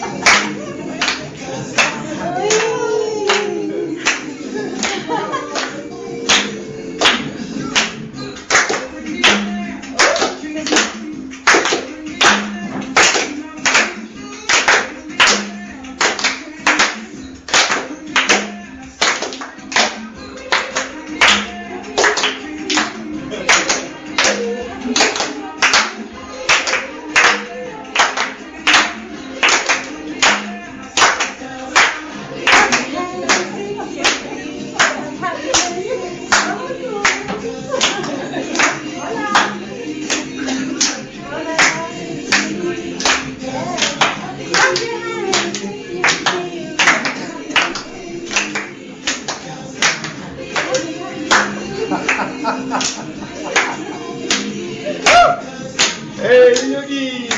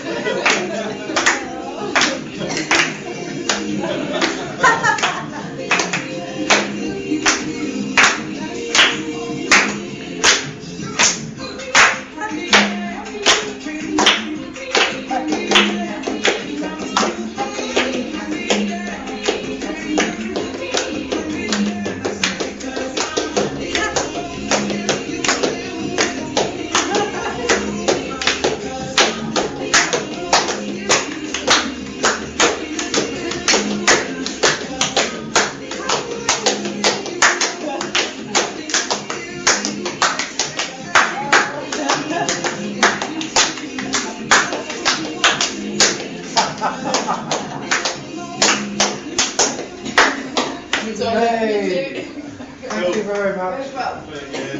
Oh, drink so much water. Me too. Thank you guys. Hold on to the Yeah. Hello, Cody. Cody's happy looking at his tail. Yeah, I think that's great actually, morning. You've been dancing around making your cereal, haven't you? That and dancing in the streets and Yeah, there's There's so several many happy happy songs. Yeah. There's so many. Yeah. But we tend to listen to the miserable ones. We have one that we really like. Gloomy Sunday. Is the celebrate good times come on. That's our That's our festival festival song. song, Yeah, because we call it the celebration of the Course of Miracles. So every day we play it. Start And the then day everybody with just stops what Gloomy they're doing. Sunday. Yeah. Yes. So. Thank you so much. Yes, lovely. Love to have you. Thank you for bringing that cupcake to us. Yeah, thanks, Rebecca. Very good. Oh, thank you so much. Thank you. So, you guys are coming over then? Yeah, I won't be seeing you until September. No, you will be seeing us. No, right, That's the truth. That's You have September. You said? I'm just letting go of it all and seeing what happens because I've got to find someone to rent the house and then get them in there and then get some rent. So, but I'm just leaving it. I was trying to manufacture it, but I think I'll just leave it go. You know, it's already in the plan. Yeah, no, You it's just have to already- let go and yeah, just trust. yeah. Oh dear. Have a good trip. Yeah, Many thank miracles you. for you. Yeah, thank Get you. a good tenants, you say? Yeah. So you can stay Yeah. quietly and That's without part of any. it, yeah. Thank you very That's much. part of it. That was great today. Thank you. And they made that. I saw that. Yeah. You feel Yeah, it's big. it's a shift. Yeah, it's big because that's always come back to How do you feel now, Dawn? you know? Yeah, I just want to go and get this out. Oh, at the bottom, right. Is that painful? It's not, I'm just a bit like, shit, I don't want it to go any further. Oh, right, yeah. And because it didn't get pulled out last night. Right, so there's a broken bit to the No, I think I can give you change. Yes, thank you. It's funny because it's so sweaty, but it smells like roses when I come into the room. Yeah, she's got a thingy. It's a little thing The of same, oil no? that sticks. Yeah. I don't have change, so I'll have to wait for you guys. Yes. You have a 50 years. So- Oh my no, god. no, If you got a this is for free. five, that's the Oh, three for of free. us. So I just had to give you five. Do you have a five? Huh? And let me see if I And we can need a find 20. Yeah. some change. what part of change? Angelita, you do have five? Five for welcome. You don't have a 20, do you? I've got some change. Got some change and some keys, is that any good? Just as long as it's the key to happiness. And give me the 10. It's the key to happiness. Give me the Good. 10. Can't you see it? It's Can in you my give me the pocket. 10? I give you 10, baby. That's different and unique. Thank you very much. I'm rich and abundant. Most people Even think it's though a I gun. just take What is 20. that? Oh my But god. it's not. It's just a dildo. Tengo la clase completa.